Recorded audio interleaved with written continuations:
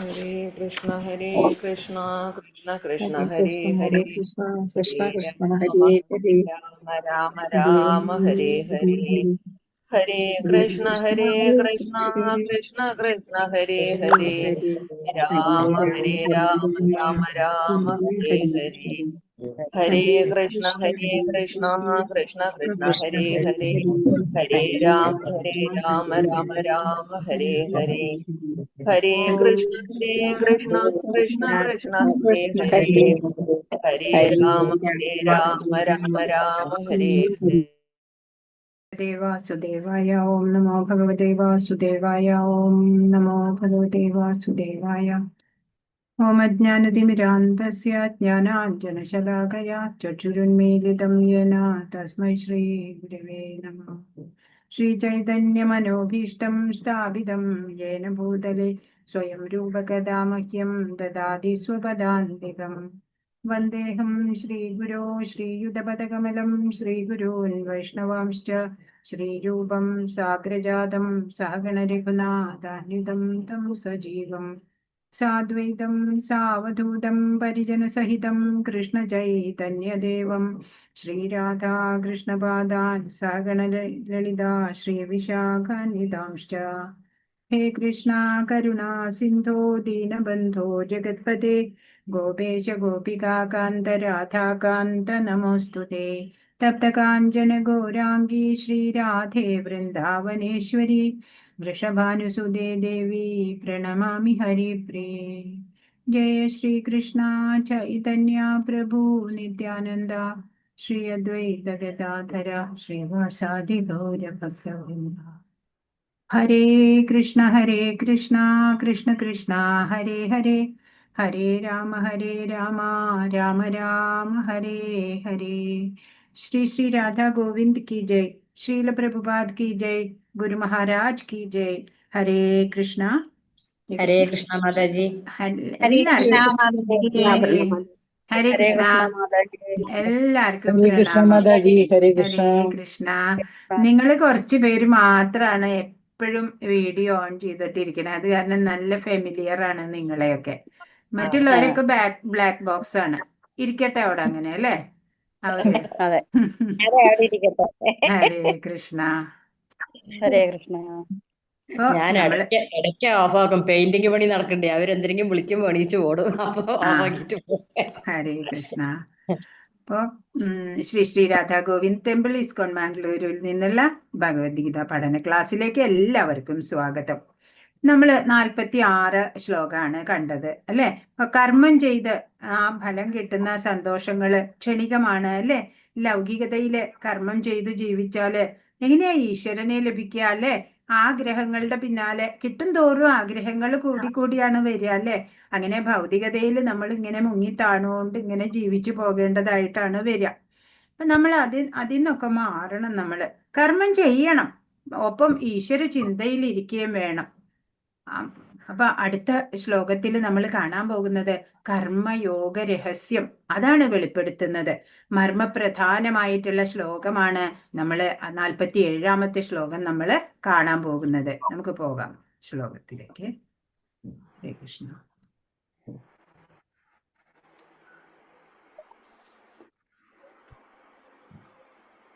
നോക്കൂ, ഇന്നലത്തെ ഒരു കറക്ഷൻ ഉണ്ട് ചോദ്യോത്തരത്തില്. എന്താണെന്ന് വെച്ചാ ഈ പ്രകൃതിയുടെ 3 ഗുണങ്ങളാണ് വേദങ്ങളുടെ മുഖ്യ വിഷയം എന്ന് ഇതിൽ കൃത്യമായിട്ട് പറഞ്ഞിട്ടുണ്ട്. വേദങ്ങളുടെ ഉൾപ്പൊരുളാണ് ഭഗവാൻ. വേദങ്ങളുടെ ഉൾപ്പൊരുൾ ഭഗവാനാണ്. പക്ഷെ പ്രകൃതിയുടെ 3 ഗുണങ്ങളാണ് വേദങ്ങളുടെ മുഖ്യ വിഷയം എന്ന് കൃത്യമായിട്ടുള്ള സെന്റൻസ് ഇവിടെ ഉണ്ട്. അപ്പൊ അതൊന്ന് തിരുത്തി ആൻസർ വെച്ചോളൂ കേട്ടോ. എഴുതിയിട്ടുണ്ട് മാതാജി. ഓക്കെ. പിന്നെ ഒരെണ്ണം വേദാന്തിയുടെ നമ്മൾ പറഞ്ഞില്ല അല്ലെ? അത് നമ്മൾ കഴിഞ്ഞതാണ് കണ്ടോ. ഭഗവൻ നാമജപത്തിൽ പരമാനന്ദം കൊള്ളുന്നവനാണ് ഉത്തമനായ വേദാന്തി. എഴുതിയിട്ടുണ്ടോ? എഴുതിയിട്ടുണ്ട്. അപ്പൊ ആ ക്വസ്റ്റിന്റെ ആൻസർ കഴിഞ്ഞു. ഇനി നമ്മൾ 47ാമത്തെ എന്താ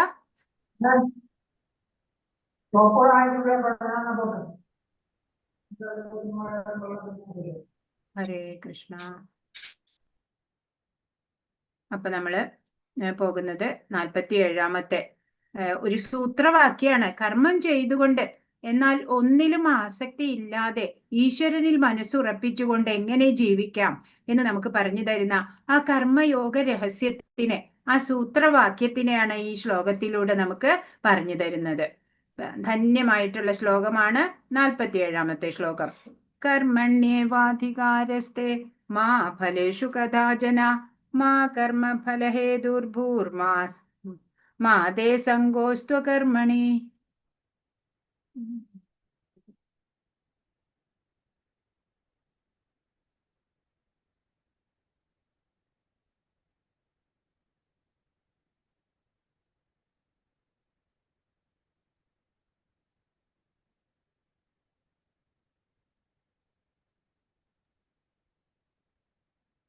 ഹരേ കൃഷ്ണ. അപ്പോ നമ്മളതാ കാണുന്നത്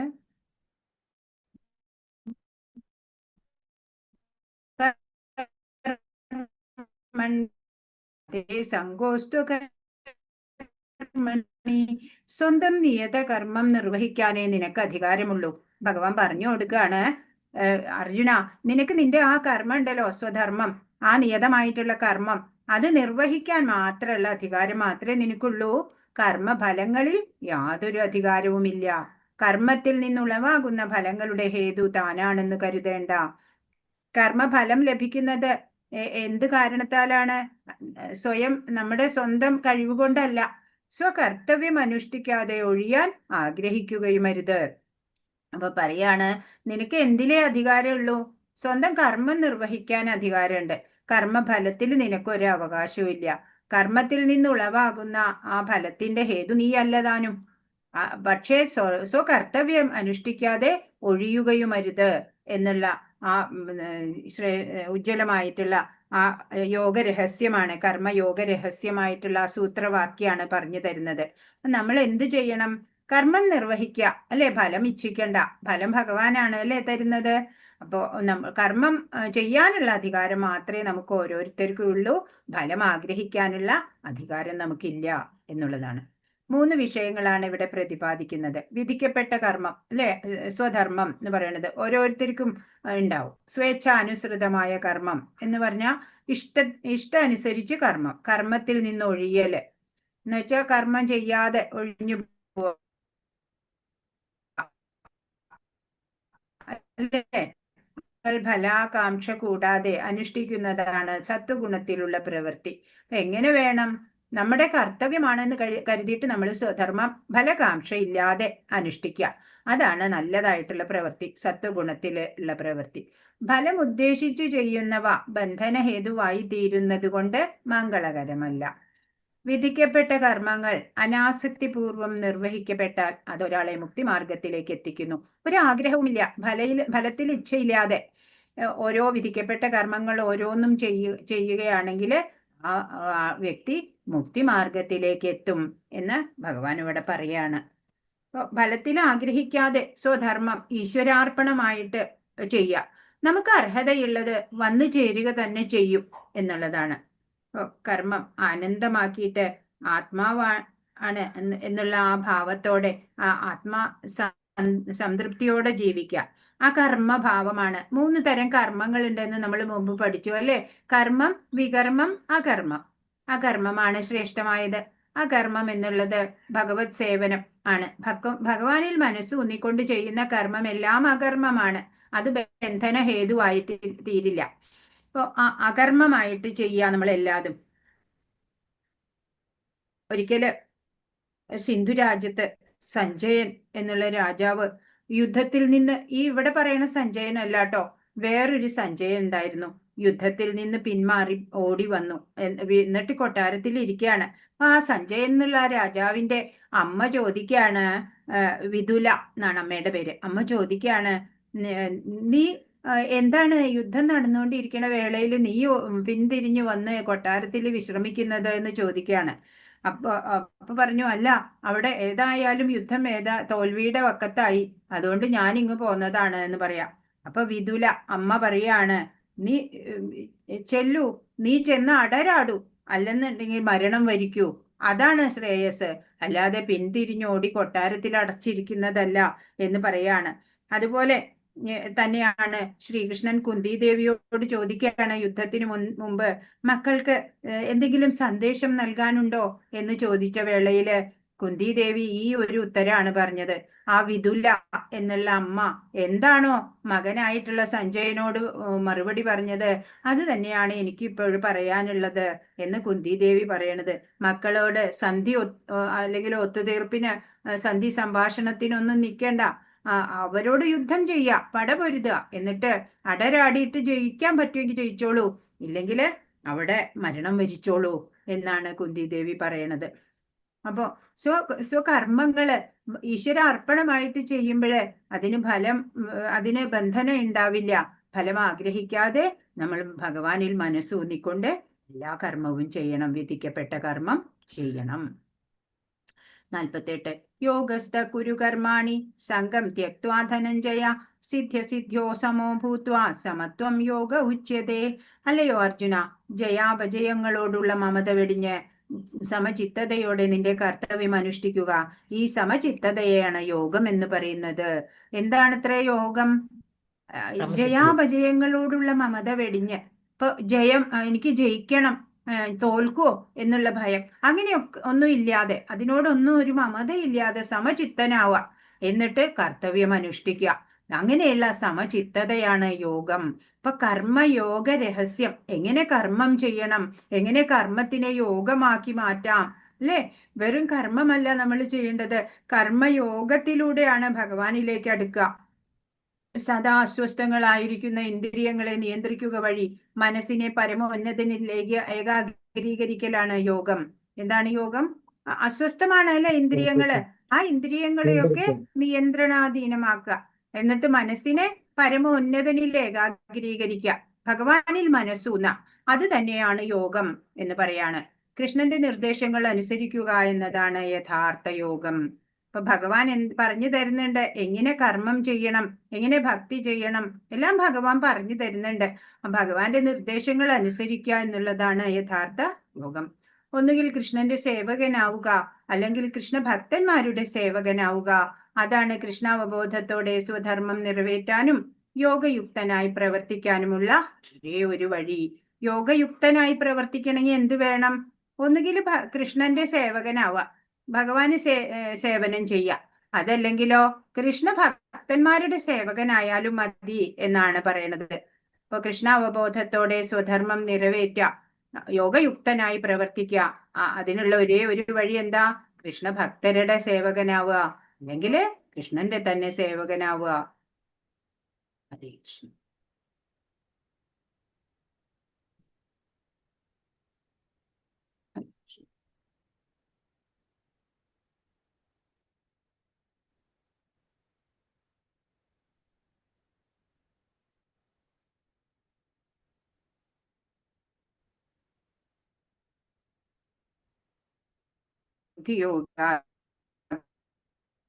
ധനഞ്ജയ ബുദ്ധൗ ശരണമന്യുച്ച കൃപണാഫലഹേതവാ. അല്ലയോ ധനഞ്ജയ, ോടെ ഭഗവാനെ ശരണം പ്രാപിക്കുക. കർമ്മഫലങ്ങളെയാണ് ഈ കർമ്മങ്ങള് ആഗ്രഹമോ അതൊക്കെ മാറ്റി നിർത്തുക. ഭക്തിയുത സേവനാണ് അതിന് പകരം നമ്മൾ ചെയ്യേണ്ടത്. ആ ബോധത്തോടെ ഭഗവാനെ ശരണം പ്രാപിക്കുക. കർമ്മഫലങ്ങൾ അനുഭവിക്കാൻ ചെയ്യുന്നവര് കൃപണന്മാരാണ്, അല്ലെ? ഫലം ആഗ്രഹിച്ച് കർമ്മം ചെയ്യണവര് കൃപണരാണ് എന്ന് കർമ്മം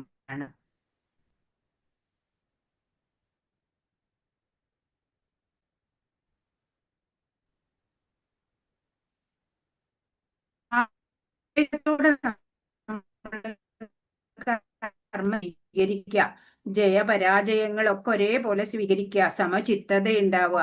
ഭഗവാനോട് അടുത്തയാൾക്ക് അനുഭവമാകുന്നതാണ് ആ സമചിത്തത എന്നുള്ള ഒരു കാര്യം.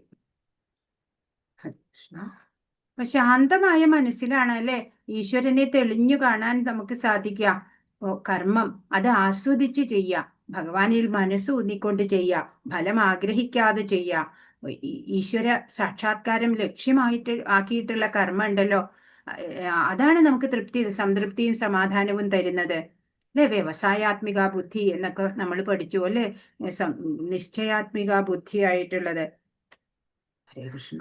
ഇപ്പൊ പറയാണ്, ഈ നമ്മളിപ്പോ എന്താ ചെയ്യണേ? ഇപ്പൊ കിഴക്കോട്ട് പോകുന്നതിന് പകരം പടിഞ്ഞാറോട്ട് പോയാല് എന്താ ചെയ്യാ? സത്യസാക്ഷാത്കാരത്തിന് വിപരീതമായത് അതാ വിപരീതമായ പ്രവർത്തനങ്ങളാണ് ഇപ്പൊ നമ്മളൊക്കെ കൈക്കൊള്ളുന്നത്. ഇപ്പൊ നമ്മളൊക്കെ കൃപണര് എന്നാ പറയാ അല്ലെ? വേണ്ടതല്ല, നമ്മൾ ചെയ്യേണ്ടതല്ല ചെയ്യുന്നേ, ചെയ്യരുതാത്തതാണ് നമ്മൾ ചെയ്യുന്നത്. സുഖത്തിനായിട്ട് എല്ലാവരും കർമ്മം ചെയ്യും, എന്നാലോ അത് ക്ഷണികമാണ് അല്ലെ? ശാശ്വത സുഖം ആർക്കും ലഭിക്കണില്ല ആ കർമ്മത്തിൽ നിന്നൊന്നും. നമുക്ക് വേണ്ടത് എന്താ?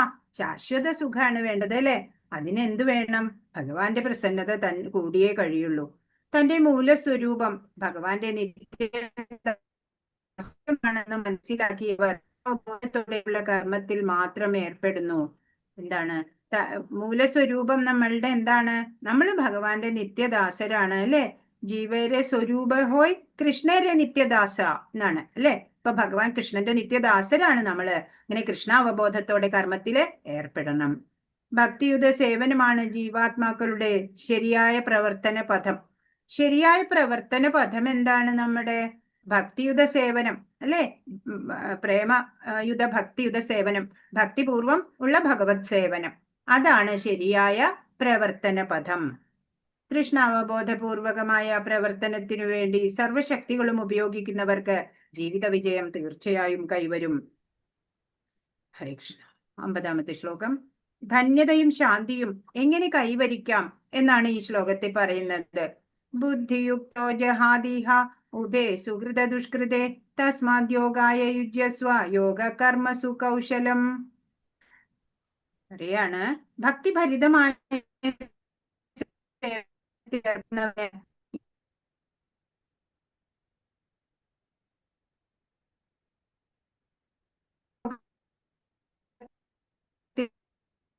ത്തിൽ തന്നെ നല്ലതും ചീത്തയുമായ കർമ്മങ്ങളിൽ നിന്നൊക്കെ മുക്തമാകാൻ പറ്റും.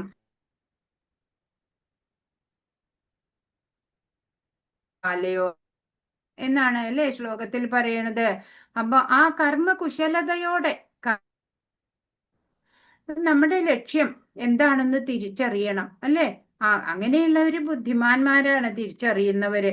ചെറിയൊരു സാമർഥ്യത്തോടെ കർമ്മം ചെയ്യുക, അതാണ് ഇവിടെ ഭഗവാൻ പറഞ്ഞു തരുന്നത്. ഭഗവത് സമർപ്പണത്തോടെ കർമ്മം ചെയ്യുക. ഞാൻ ചെയ്യുന്നു എന്നുള്ള ഭാവമില്ലാതെ വേണം, കർത്തൃത്വ ബോധമില്ലാതെ അല്ലെ? ഭഗവാന്റെ കാരുണ്യം കൊണ്ട് എനിക്കത് ചെയ്യാൻ സാധിച്ചു എന്ന് വേണം. ഫലം അനുഭവിക്കുന്നത് ഭോക്തൃത്വം എന്നാ പറയാ. കർത്തൃത്വം എന്ന് വെച്ചാൽ ഞാൻ ചെയ്യുന്നു എന്നുള്ള ഭാവം.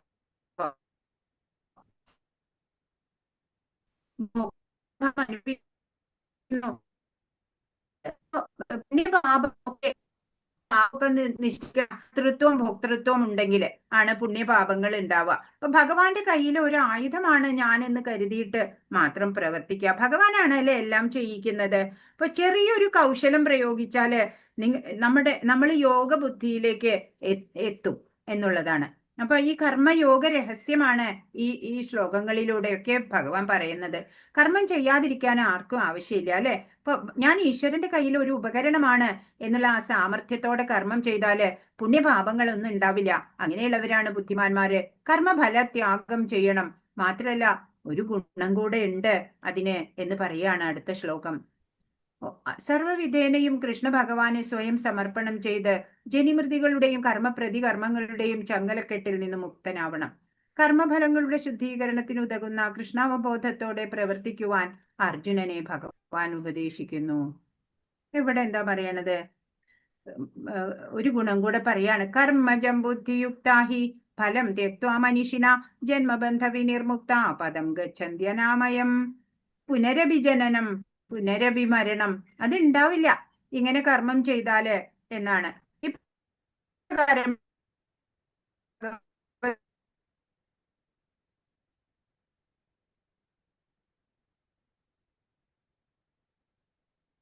എത്തിച്ചേർന്ന് സകല കഷ്ടതകൾക്കും കേൾക്കണില്ല ശരിക്കും. നെറ്റ്വർക്ക് ഇഷ്യൂ ഉണ്ട് മൊത്തത്തിൽ. അവിടെ ഹരേ കൃഷ്ണ. കേൾക്കണില്ലേ മാതാജി? ബ്രേക്ക് ആവുന്നുണ്ട് മൊത്തത്തിൽ. മാതാജി ഒന്നും കേൾക്കാൻ പറ്റുന്നില്ല. വീഡിയോ ഓഫ് ചെയ്യട്ടെ? Video okay off. Hare Krishna. അപ്പൊ ഇപ്പൊ കേൾക്കാമോ? ആ ഇപ്പൊ ഹരേ കൃഷ്ണ. ഹരി സ്റ്റേബിൾ അല്ല, നെറ്റിന്റെ എന്തോ സ്റ്റേബിൾ അല്ല അറിഞ്ഞിട്ടാ. ഹരേ കൃഷ്ണ.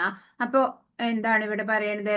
ഭക്തിയുത സേവനത്തിൽ ഏർപ്പെട്ടുകൊണ്ട് ഭക്തന്മാർ ഭൗതിക ലോകത്തിലെ കർമ്മങ്ങളിൽ നിന്നൊക്കെ മുക്തരാകുന്നു. അപ്പൊ നമ്മളാണ് ചെയ്യുന്ന എന്നുള്ള ഭാവമില്ലാതെ കർമ്മം ചെയ്യണം, ഫലം ഇച്ഛിക്കാതെ കർമ്മം ചെയ്യണം. അങ്ങനെ ഒരു ചെറിയൊരു സാമർഥ്യത്തോടെ, ചെറിയൊരു കുശലതയോടെ നമ്മളുടെ സ്വധർമ്മം ചെയ്താൽ മതി. നിത്യനിരതമായ കർമ്മങ്ങൾ നമ്മൾ ചെയ്യുമ്പോൾ ചെറിയൊരു കുശലത വേണം. അപ്പോൾ നമ്മൾ ജനന മരണ ശൃംഖലയിൽ നിന്ന് മോചിതരായിട്ട് സകല കഷ്ടതകൾക്കും ഉപരിയായ അവസ്ഥയിൽ എത്തിച്ചേരുന്നു. എന്തൊക്കെ കഷ്ടങ്ങളാണ് ഇവിടെ! താപത്രയങ്ങളുണ്ട് അല്ലെ? നമുക്കറിയാം, ആധ്യാത്മികം, ആധിഭൗതികം, ആധിദൈവികം എന്നൊക്കെയുള്ള ആ താപത്രയങ്ങള്. അതൊന്നും പിന്നെ നമുക്ക് വേണ്ട, ജനിമൃതികളില്ലാത്ത ഒരവസ്ഥയിലേക്ക് അല്ലെ? വിധിച്ചിടുന്ന കർമ്മമൊടുങ്ങുമ്പോൾ പതിച്ചിടുന്നു ദേഹമൊരിടത്ത് അല്ലേ? നമ്മളുടെ കർമ്മ പ്രാരബ്ധ കർമ്മ അവസാനിക്കുമ്പോൾ നമ്മള് ശരീരം വെടിയണം അല്ലെ? പൂന്താനം ജ്ഞാനപ്പാനയിൽ പറഞ്ഞിട്ടുണ്ട്. ഓരോ അടിവെപ്പിലും ആപത്തുള്ള ദുരിതപൂർണമായ ഒരു ഇടമാണ് ഈ ഭൗതിക ലോകം എന്ന് നമുക്കറിയാം അല്ലെ?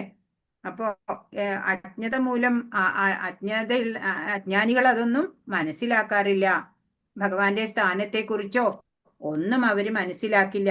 ഇനി വിരക്തിയെ കുറിച്ച് പറയാണ് 52-ാമത്തെ ശ്ലോകം. യേതാദേ മോഹകലിലം ബുദ്ധിർവ്യതിതരിഷ്യതി തദാ നിർവേദം ശ്രോതവ്യസ്യ ശ്രുതസ്യ ച. ബുദ്ധി വ്യാമോഹമാകുന്ന നിബിഡ വനത്തെ പിന്നിട്ട് കഴിയുമ്പോൾ കേട്ടതിനെ കുറിച്ചും കേൾക്കേണ്ടതിനെ കുറിച്ചും നീ ഉദാസീനനായി തീരും. അപ്പോ ഈ ബുദ്ധി ശരിയായിട്ട് പ്രവർത്തിക്കണില്ല എന്നുണ്ടെങ്കിൽ വ്യാമോഹം ഉണ്ടാവും അല്ലെ? അങ്ങനെ വ്യാമോഹം എന്നുള്ള നിബിഡ വനത്തെ പിന്നിട്ടിട്ട് ബുദ്ധി കേട്ടതിനെ കുറിച്ചും കണ്ടതിനെ കുറിച്ചും ഒക്കെ ഉദാസീനനായി മാറുകയാണ് ചെയ്യുക എന്ന്. ഇപ്പോ വിരക്തന് ശാന്തി, സമാധാനം, സംതൃപ്തിയൊക്കെ ഉണ്ടാവും അല്ലെ? ഭൗതികതയോട് ആസക്തി ഇല്ലായ്മ, അതാണ് വിരക്തി. അത് വന്നാ പിന്നെ ഉള്ളിലെ ഈശ്വര ചൈതന്യത്തെ വിചാരം ചെയ്ത് ബോധ്യപ്പെടാം, അനുഭവിച്ചറിയാം. അതാണ് അതിന്റെ ഗുണം. പ്രപഞ്ചം എന്ന ജഡം സത്യം എന്ന് ധരിക്കുന്നത് അജ്ഞാനമാണ്. ആത്യന്തിക ശാന്തി, സമാധാനം, സംതൃപ്തി ഒക്കെ എങ്ങനെയാ? വിരക്തി കൊണ്ടാണ് നേടുക. എന്നാൽ ഭഗവാനോട് അടുക്കുന്നത് ഞാൻ എന്നാല് ഈശ്വര ചൈതന്യമാണ്, അത് വിചാരം ചെയ്യണം, അനുഭവിക്കണം അല്ലെ? ഈശ്വര ചൈതന്യം തന്നെയാണ് എൻ്റെ ഉള്ളിലും എന്ന് നമ്മൾ വിചാരം ചെയ്യുക. അപ്പോഴാണ് ഭഗവാനെ നമുക്ക് അനുഭവിക്കാൻ സാധിക്കുക. അങ്ങനെ ഉള്ള ഒരു സ്റ്റേജിലെത്തിയ ആൾക്ക് പിന്നെ കുളി, ആചാരം, നിഷ്ഠ ഒന്നിനും താല്പര്യം ഇല്ലാണ്ടാവും. 53 ഉദാസീനനാവും ഉദാസീനനായി തീരുക എന്ന് പറഞ്ഞാൽ അതാണ് അല്ലെ? നിഷ്ഠകള്, ദിനചര്യകള് ഒന്നും വേണ്ടാത്ത ഒരവസ്ഥയില്, സമാധി അവസ്ഥയില്. 53-ാമത്തെ ശ്ലോകം. ശ്രുതി വിപ്രതിപന്നാദേ യഥാ സ്ഥാസ്യതി നിശ്ചല സമാധാവചലാ ബുദ്ധിസ്തദാ യോഗമവാപ്സ്യസി. എപ്പോൾ നിന്റെ മനസ്സ് വേദങ്ങളുടെ അലങ്കൃത വാക്യങ്ങൾക്ക് വശപ്പെടാതെ ആത്മസാക്ഷാത്കാരത്തിനായി ഉറച്ചു നിൽക്കുന്നുവോ, അപ്പോൾ നീ ദിവ്യ അവബോധം കൈവരിച്ച് കഴിഞ്ഞവനാകുന്നു. വ്യവസായാത്മിക ബുദ്ധിയുള്ള ഒരാൾക്ക് ക്ഷേത്ര സങ്കേതത്തിൽ ഇരിക്കുന്നത് ഒരു വിഭൂതിയാണ്. വഴിപാടും ഫലങ്ങളും ഒന്നും പ്രശ്നമല്ല അങ്ങനെയുള്ള ആൾക്ക്. സമാധിസ്ഥനായിട്ട് ഇരിക്കുന്നതിനോട് ചേർന്നിരിക്കുന്ന അവസ്ഥ, അതാണ് യോഗം എന്നുള്ളത് കൊണ്ട് ഉദ്ദേശിക്കുന്നത്. യോഗം എന്ന് വെച്ചാൽ അല്ലെ, ഭഗവാൻ ഇങ്ങനെ മനസ്സിൽ തെളിഞ്ഞിട്ടുണ്ടാവും. അതാണ് ആത്മസാക്ഷാത്കാരം നേടിയ ആളുടെ ലക്ഷണം. അർജുനൻ ആരായാണ്? ഈ 84-ാമത്തെ ശ്ലോകത്തില് സ്ഥിതപ്രജ്ഞസ്യ കാ ഭാഷ സമാധിസ്തസ്യ കേശവ സ്ഥിതധീ കിം പ്രഭാഷേത കിമാസീത വ്രജേത കിം. അർജുനൻ ചോദിച്ചു, അല്ലയോ കൃഷ്ണ, ദിവ്യ അവബോധസ്ഥിതനായ വ്യക്തിയുടെ ലക്ഷണങ്ങൾ എന്തെല്ലാം? അദ്ദേഹത്തിന്റെ ഭാഷ എന്ത്? സംസാരവും ഇരിപ്പും നടപ്പും എങ്ങനെയിരിക്കും? അർജുനൻ ചോദിക്കാണ്, ഈ സ്ഥിതപ്രജ്ഞനായിട്ടുള്ള ദിവ്യ അവബോധമുള്ള, കൃഷ്ണാവബോധത്തിൽ സ്ഥിതനായിട്ടുള്ള ഒരു വ്യക്തിയുടെ ലക്ഷണങ്ങൾ എന്തൊക്കെയാണ്? അദ്ദേഹത്തിന്റെ ഭാഷ എന്താണ്? സംസാരവും ഇരിപ്പും നടപ്പും ഒക്കെ എങ്ങനെ ഇരിക്കും? അദ്ദേഹത്തെ കണ്ടാൽ എങ്ങനെയാ മനസ്സിലാവുക? അപ്പോ വേദ കർമ്മകാണ്ഡങ്ങളില് പലവിധ യാഗാദി കർമ്മങ്ങളെ കൊണ്ട് നേടിയെടുക്കേണ്ട സുഖ സൗകര്യങ്ങളൊക്കെ പറയുന്നുണ്ട് അല്ലെ? ഇപ്പോ തന്റെ മനസ്സിലെ ആകുലതകൾക്കുള്ളിൽ തന്റെ ആ ഉള്ളിലുള്ള ആ ചിന്തയില് ആ ചൈതന്യത്തെ മനസ്സിലാക്കി എടുക്കേണ്ടതുണ്ട് എന്നറിഞ്ഞയാള്, ആ യോഗാവസ്ഥയിലുള്ള ആള്, ഈശ്വരനോട് ചേർന്നിരിക്കുന്ന അവസ്ഥയില് പ്രജ്ഞയില് ഉള്ള ആ യോഗി അല്ലെ, അയാൾക്ക് ഒരു ഫലങ്ങളും ആഗ്രഹമില്ല. ആധ്യാത്മിക പാതയിൽ മുന്നേറാൻ മാത്രമാണ് അയാൾ ആഗ്രഹിക്കുന്നത്. അതിനെന്ത് വേണം? ഒരു ഗുരു വേണം അല്ലെ. ഗുരു എങ്ങനെയായിരിക്കണം? കൃഷ്ണാവബോധമുള്ള ഒരു ഉത്തമ ഭക്തനായിരിക്കണം അല്ലെ. അത് കണ്ടറിഞ്ഞിട്ട് വേണം ഗുരുവിനെ തെരഞ്ഞെടുക്കാൻ. യഥാർത്ഥ സ്ഥിതപ്രജ്ഞനെ തിരിച്ചറിയാം. കാപട്യത്തില് നമ്മള് അകപ്പെടില്ല അല്ലെ. ഒരു ഗുരുവിനെ തെരഞ്ഞെടുക്കുമ്പോൾ യഥാർത്ഥ സ്ഥിതപ്രജ്ഞനാവണം. ആ പ്രജ്ഞ സത്യത്തെ കണ്ടറിഞ്ഞ ആളായിരിക്കണം അല്ലെ. ആ അവബോധം കൃഷ്ണനിൽ ഉറപ്പിച്ച ഒരു വ്യക്തി ആയിരിക്കണം ആ ആത്മീയ ഗുരു, സ്ഥിതപ്രജ്ഞൻ ആയിരിക്കണം. അപ്പോ അഖില ജഗത് ഗുരുവായിട്ടുള്ള ആ ഭഗവാൻ പറയാണ് ഇതിന് സാധനാ മാർഗങ്ങള് എന്തൊക്കെയാണ് എന്ന് പറഞ്ഞു തരികയാണ്. 55-ാമത്തെ ശ്ലോകം. പ്രജഹാദീയതാ കാമാൻ സർവാൻ പാർത്ഥമനോഗതാൻ ആത്മന്യേവാത്മനാ തുഷ്ട സ്ഥിതപ്രജ്ഞസ്തദോച്യതേ. ശ്രീ ഭഗവാൻ പറഞ്ഞു, ഹേ പാർത്ഥ, മനക്കൽപ്പിതങ്ങളാൽ ഉണ്ടാകുന്ന നാനാവിധത്തിലുള്ള ഇന്ദ്രിയകാംക്ഷകളെ ത്യജിക്കുന്നതോടൊപ്പം മനസ്സ് ശുദ്ധീകരിക്കപ്പെടുകയും ആത്മാവിൽ തന്നെ സംതൃപ്തി കൊള്ളുകയും ചെയ്യുമ്പോൾ ഒരാൾ സ്ഥിതപ്രജ്ഞൻ എന്ന് പറയപ്പെടുന്നു. അപ്പൊ സ്ഥിതപ്രജ്ഞനാവണമെങ്കിൽ എന്തൊക്കെ ചെയ്യണം? ഒരു ഗുരു വേണം. ആ ഗുരുവാണ് അഖില ഗുരുവായിട്ടുള്ള ജഗത് ഗുരുവായിട്ടുള്ള ഭഗവാൻ പറഞ്ഞു തരികയാണ്. മനക്കൽപ്പിതങ്ങളാൽ ഉണ്ടാവുന്ന ഐന്ദ്രിയ കാംക്ഷകള് അല്ലെ, ആഗ്രഹങ്ങള്, ഈ ഇന്ദ്രിയ വിഷയങ്ങളോടുള്ള ആഗ്രഹം ത്യജിക്കുക. അതോടൊപ്പം മനസ്സ് ശുദ്ധീകരിക്കപ്പെടും. അങ്ങനെ ത്യജിക്കുമ്പോൾ ഫലങ്ങളൊക്കെ, ആഗ്രഹങ്ങൾ ത്യജിച്ചിട്ട് ആ മനസ്സ് ശുദ്ധീകരിക്കപ്പെടുമ്പോ ആത്മാവിൽ തന്നെ സംതൃപ്തി കൊള്ളാൻ പറ്റും. ആത്മാവിൽ തന്നെ സംതൃപ്തനാവും അല്ലെ. സംതൃപ്തി അന്വേഷിച്ച് എവിടെയും പോകണ്ട. അങ്ങനെയുള്ള ഒരാള് സ്ഥിതപ്രജ്ഞൻ എന്ന് പറയും എന്നാണ്. വരുന്ന ആഗ്രഹങ്ങളെ പുറന്തള്ളിയിട്ട് നമുക്ക് ഒരു ചൈതന്യത്തെ ആസ്വദിക്കാൻ സാധിക്കണം. ആ അവസ്ഥയിൽ എത്തിയോ എന്ന് തിരിച്ചറിയാനാണ് അർജുനൻ ഇത് ചോദിക്കണത്. അർജുനൻ ആ അവസ്ഥയിൽ എത്തിയിട്ടുണ്ടോ എന്ന് അറിയാനാണ് സ്ഥിതപ്രജ്ഞൻ എങ്ങനെ നടക്കും, എങ്ങനെ വ്യവഹരിക്കും എന്നൊക്കെ ചോദിക്കണത്. അപ്പൊ ഭൗതിക ഇച്ഛയില്ലാതെ നിത്യധർമ്മം അനുഷ്ഠിക്കുക, ഭഗവത് ആരാധനയില് ആനന്ദം കണ്ടെത്തുക, അങ്ങനെയുള്ളവരാണ് സ്ഥിതപ്രജ്ഞൻ എന്ന് 56-ാമത്തെ ശ്ലോകം.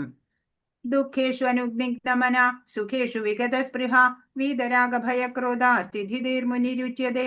ത്രിവിധ ക്ലേശങ്ങൾക്കു നടുവിലും മനസ്സ് പ്രക്ഷുബ്ധമാവാതെയും സുഖത്തിൽ അമിതമായി സന്തോഷിക്കാതെയും ആസക്തി, ഭയം, ക്രോധം ഇവയിൽ നിന്ന് വിമുക്തനായും ഇരിക്കുന്ന വ്യക്തിയെ സ്ഥിതപ്രജ്ഞൻ എന്ന് പറയുന്നു. ത്രിവിധ ക്ലേശങ്ങൾ നമുക്കറിയാം അല്ലെ. താപത്രയം, ആധ്യാത്മികം, ആധിഭൗതികം, ആധിദൈവികം, ത്രിവിധ ക്ലേശങ്ങളാണ്. അവയ്ക്ക് നടുവിലും മനസ്സെപ്പോഴും സമചിത്തതയിലിരിക്കുക, പ്രക്ഷുബ്ധമാവാതിരിക്കുക. സുഖം വരുമ്പോ അങ്ങ് തുള്ളിച്ചാടുക, അല്ലെങ്കിൽ ഭയം, ക്രോധമൊക്കെ വരുമ്പോഴോ തകർന്നടിയ, അങ്ങനെയൊന്നും ഇല്ലാണ്ട് അതിൽ നിന്നൊക്കെ വിമുക്തനായിട്ടിരിക്കണ വ്യക്തിയാണ് സ്ഥിതപ്രജ്ഞൻ എന്ന് ഭഗവാൻ പറയാണ്. ജീവിതത്തില് സുഖത്തോട് മാത്രം ആസക്തി, ദുഃഖം വന്നാൽ ഒളിച്ചോടുക, അങ്ങനെയുണ്ട് ചിലവര് അല്ലെ. മറ്റുള്ളവർക്ക് ഉപയോഗപ്രദമായതേ ആ സ്ഥിതപ്രജ്ഞനായ ഒരാൾ പറയേ പ്രവർത്തിക്കുകയൊക്കെ ചെയ്യുള്ളൂ. പ്രസന്നത കൈവിടാതെ വർത്തിക്കും. ഭയം ഉണ്ടാവില്ല, ക്രോധം ഉണ്ടാവില്ല, ക്ഷമ, വാത്സല്യം, ഇതിന്റെയൊക്കെ മൂർത്തിമത് ഭാവമായിരിക്കും. അപ്പൊ അങ്ങനെയുള്ളവർക്ക് ഈ ലോകത്തെ ആനന്ദപ്രദമാക്കാനും സാധിക്കും എന്നാണ്. യസ്യ ബ്രഹ്മണി രമതേ ചിത്തം നന്ദതി നന്ദതി നന്ദത്യേവ എന്ന് ഭജഗോവിന്ദത്തില് പറഞ്ഞിട്ടുണ്ട്. ബ്രഹ്മതത്വത്തില് ആരുടെ ചിത്തം വേരൂന്നിയിരിക്കുന്നുവോ അവർക്ക് പിന്നെ ആനന്ദം മാത്രമാണ് ഉണ്ടാവുക എന്നാണ്.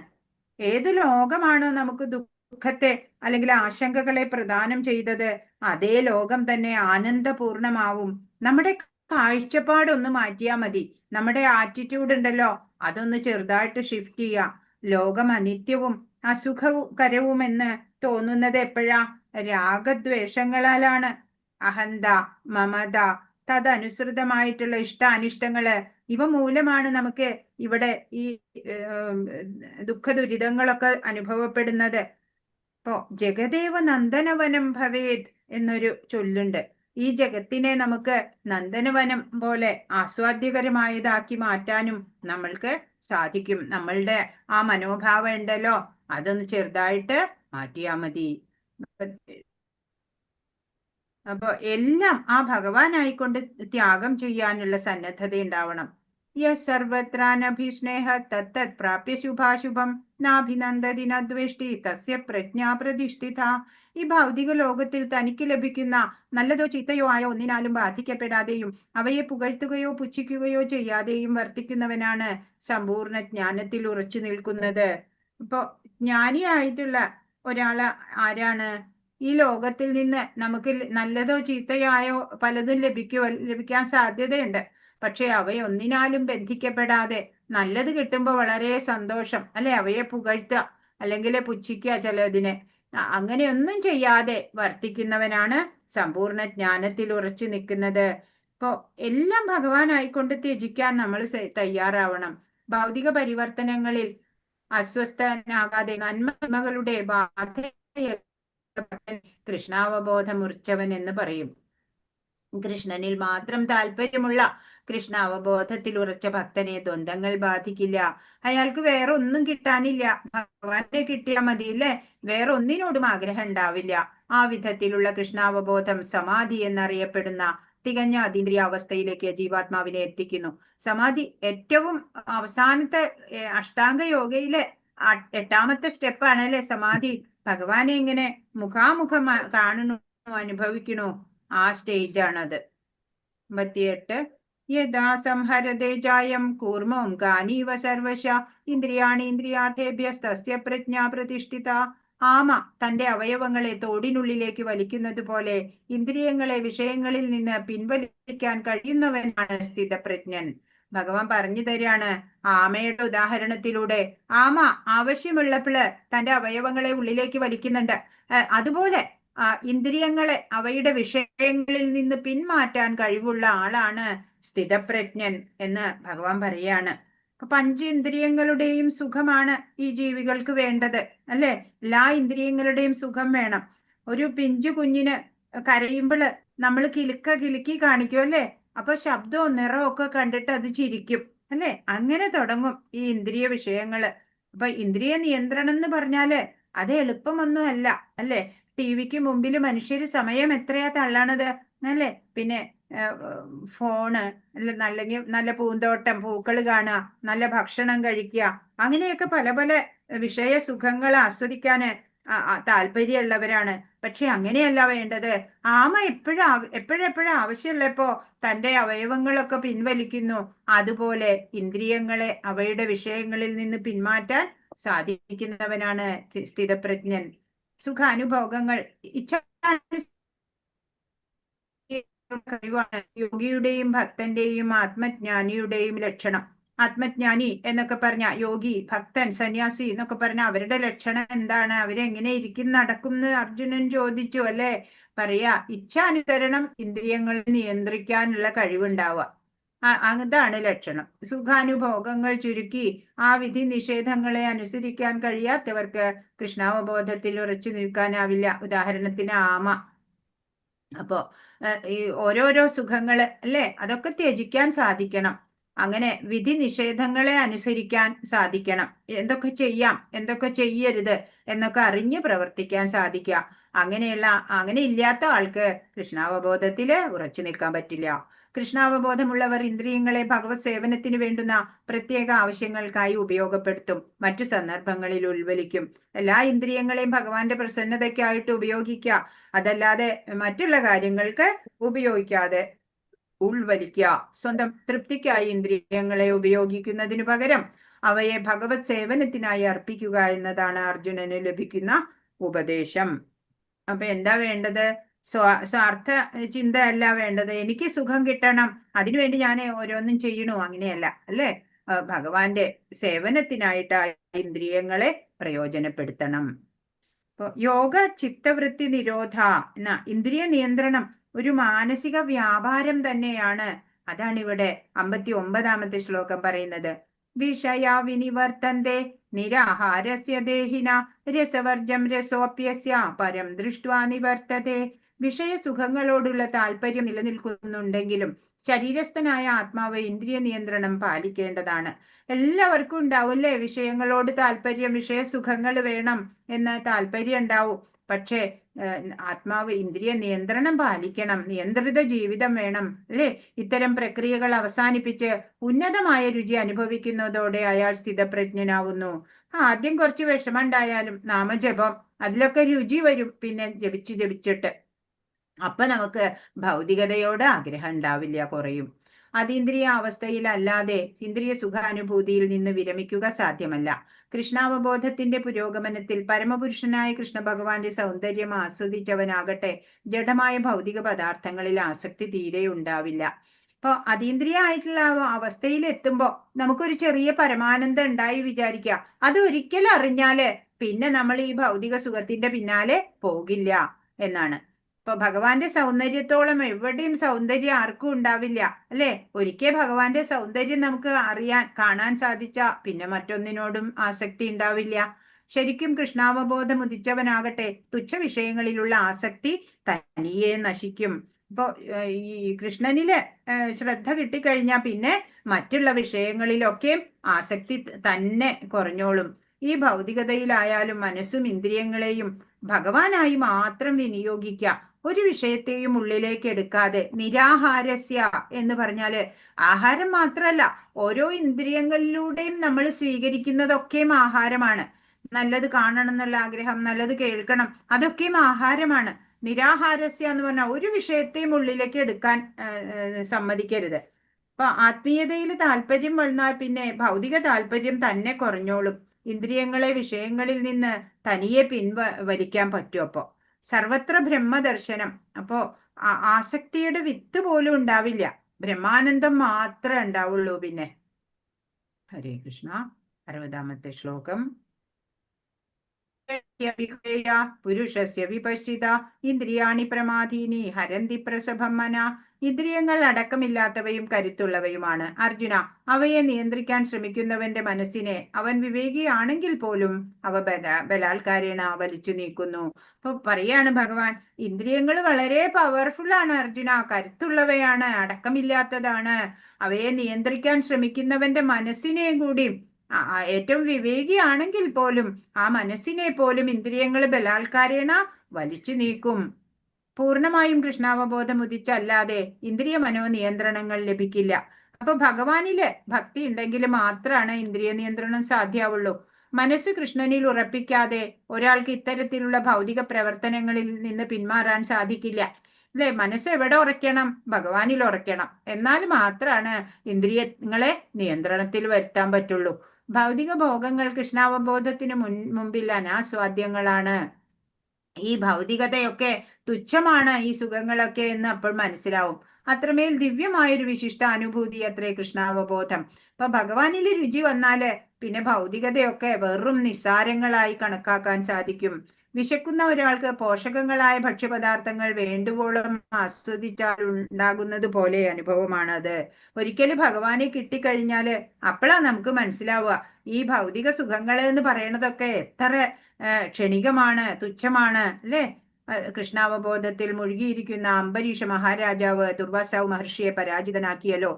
അംബരീഷ് മഹാരാജാവിന്റെ കഥ നമ്മൾ പറഞ്ഞതാണ് അല്ലെ. എല്ലാ ഇന്ദ്രിയങ്ങളും ഉപയോഗിച്ച് ഭഗവാന്റെ സേവനം ചെയ്യുന്ന ആ ചക്രവർത്തി, അദ്ദേഹത്തിനെ ദുർവാസാവ് അദ്ദേഹത്തെ പരാജിതനാക്കാൻ വന്നപ്പോ ഭഗവാൻ രക്ഷയ്ക്കെത്തിയത് നമുക്കറിയാം. 61. ഇന്ദ്രിയങ്ങളെ അടക്കി ഉള്ളിലുള്ള ആത്മാവിനെ അനുഭവിക്കുക, അതിനായിട്ട് പരിശീലിക്കുക എന്ന് ഭഗവാൻ പറയാണ്. താനി സർവാണി സംയമ്യ യുക്ത ആസീത മത്പര വശേഹി യസ്യേന്ദ്രിയാണി തസ്യ പ്രജ്ഞാ പ്രതിഷ്ഠിത. ഇന്ദ്രിയങ്ങളെ പൂർണ്ണമായും നിയന്ത്രിച്ച് ഭഗവാനിൽ തന്നെ അവബോധം ഉറപ്പിക്കുന്നവനാണ് സ്ഥിരബുദ്ധിയുള്ളവൻ. ഇന്ദ്രിയങ്ങളെയൊക്കെ പൂർണ്ണമായി നിയന്ത്രിക്കാൻ കഴിയണം. ജ്ഞാനേന്ദ്രിയങ്ങള് കണ്ണ്, മൂക്ക്, നാക്ക്, ത്വക്ക്, ചെവി അല്ലെ, കർമ്മേന്ദ്രിയങ്ങള് വാക്ക്, കൈ, കാല്, ഉപസ്ഥം, പായു, ഇവയൊക്കെ നിയന്ത്രിക്കാം. എല്ലാ ഇന്ദ്രിയങ്ങൾക്ക് അല്ലെ. അപ്പൊ ഉറക്കത്തിലാണ് നമ്മള്, ഉറക്കത്തില് നന്നായിട്ടൊന്ന് ഉറങ്ങി സുഖമായിട്ട് ഉറങ്ങി എന്ന് പറയൂ അല്ലെ. എല്ലാ ഇന്ദ്രിയങ്ങൾക്കും വിശ്രമം ഉള്ളപ്പോഴാണ് ഉറക്കം സംഭവിക്കണേ. അപ്പോഴാ ഉണർവിൽ തന്നെ ഇന്ദ്രിയം അടക്കണം. അപ്പോൾ പരമാനന്ദം അനുഭവിക്കാൻ സാധിക്കുക. നമ്മുടെ ഉള്ളിലുള്ള ആ സച്ചിദാനന്ദത്തിനെ ആസ്വദിക്കാൻ നമുക്കപ്പോ സാധിക്കും. എന്താണ്? ഇന്ദ്രിയങ്ങൾ നിരന്തരം അധ്വാനിക്കുന്നതിലാണ് ഉറക്കം അനിവാര്യമായിട്ട് വരുന്നത്. ഇപ്പോ ചാർജ് ചെയ്യാൻ വേണ്ടിയിട്ടാണ് ഈ ഉറക്കം, ഒരു റെസ്റ്റ്. എന്നാൽ ഇന്ദ്രിയ നിഗ്രഹം ഉണ്ടെങ്കിലോ എളുപ്പം സമാധിസ്ഥനാവാൻ പറ്റും. ഒരു ക്ഷീണവും ഉണ്ടാവില്ല അങ്ങനെയുള്ള ആൾക്ക്. അപ്പോൾ ഇന്ദ്രിയങ്ങളിൽ നിന്നുള്ള സുഖം ശാശ്വതമല്ല എന്നറിയണം. അപ്പോഴാണ് നമുക്ക് ഭഗവാനോട് അടുക്കാൻ സാധിക്കുക. യോഗത്തിന്റെ പരമകാഷ്ഠയാണ് കൃഷ്ണാവബോധം. കൃഷ്ണാവബോധമില്ലെങ്കിൽ ഇന്ദ്രിയ ജയം സാധ്യമല്ല. ഉദാഹരണം മഹർഷി ദുർവാസാവ്. പിന്നെ അംബരീഷ് മഹാരാജാവ് തന്റെ മനസ്സിനെ ശ്രീകൃഷ്ണ പദാരവിന്ദങ്ങളിൽ ഉറപ്പിച്ചു. ഭഗവത് ധാമത്തെ വർണ്ണിക്കുന്നതിൽ അദ്ദേഹത്തിന്റെ വാക്കുകളും, കൃഷ്ണന്റെ ക്ഷേത്രം ശുദ്ധീകരിക്കുന്നതിൽ കൈകളും, ഭഗവത് കഥാശ്രവണത്തിൽ കർണങ്ങളും, തദ്രൂപദർശനത്തിൽ കണ്ണുകളും, ഭക്തന്മാരുടെ ശരീര സ്പർശത്തിൽ സ്വദേഹവും, തൃപാദ അർച്ചനയ്ക്ക് ഉപയോഗിച്ച പുഷ്പങ്ങൾ മണക്കുന്നതിൽ നാസികയും, ഭഗവാൻ അർപ്പിച്ച തുളസി ദളങ്ങൾ ആസ്വദിക്കുന്നതിൽ രസനയും ഏർപ്പെട്ടു. എല്ലാ ഇന്ദ്രിയങ്ങളും അംബരീഷ് മഹാരാജാവ് തന്റെ എല്ലാ ഇന്ദ്രിയങ്ങളും ഭഗവാന്റെ സേവനത്തിൽ വിനിയോഗിച്ചതാണ് ഇവിടെ പറയുന്നത്.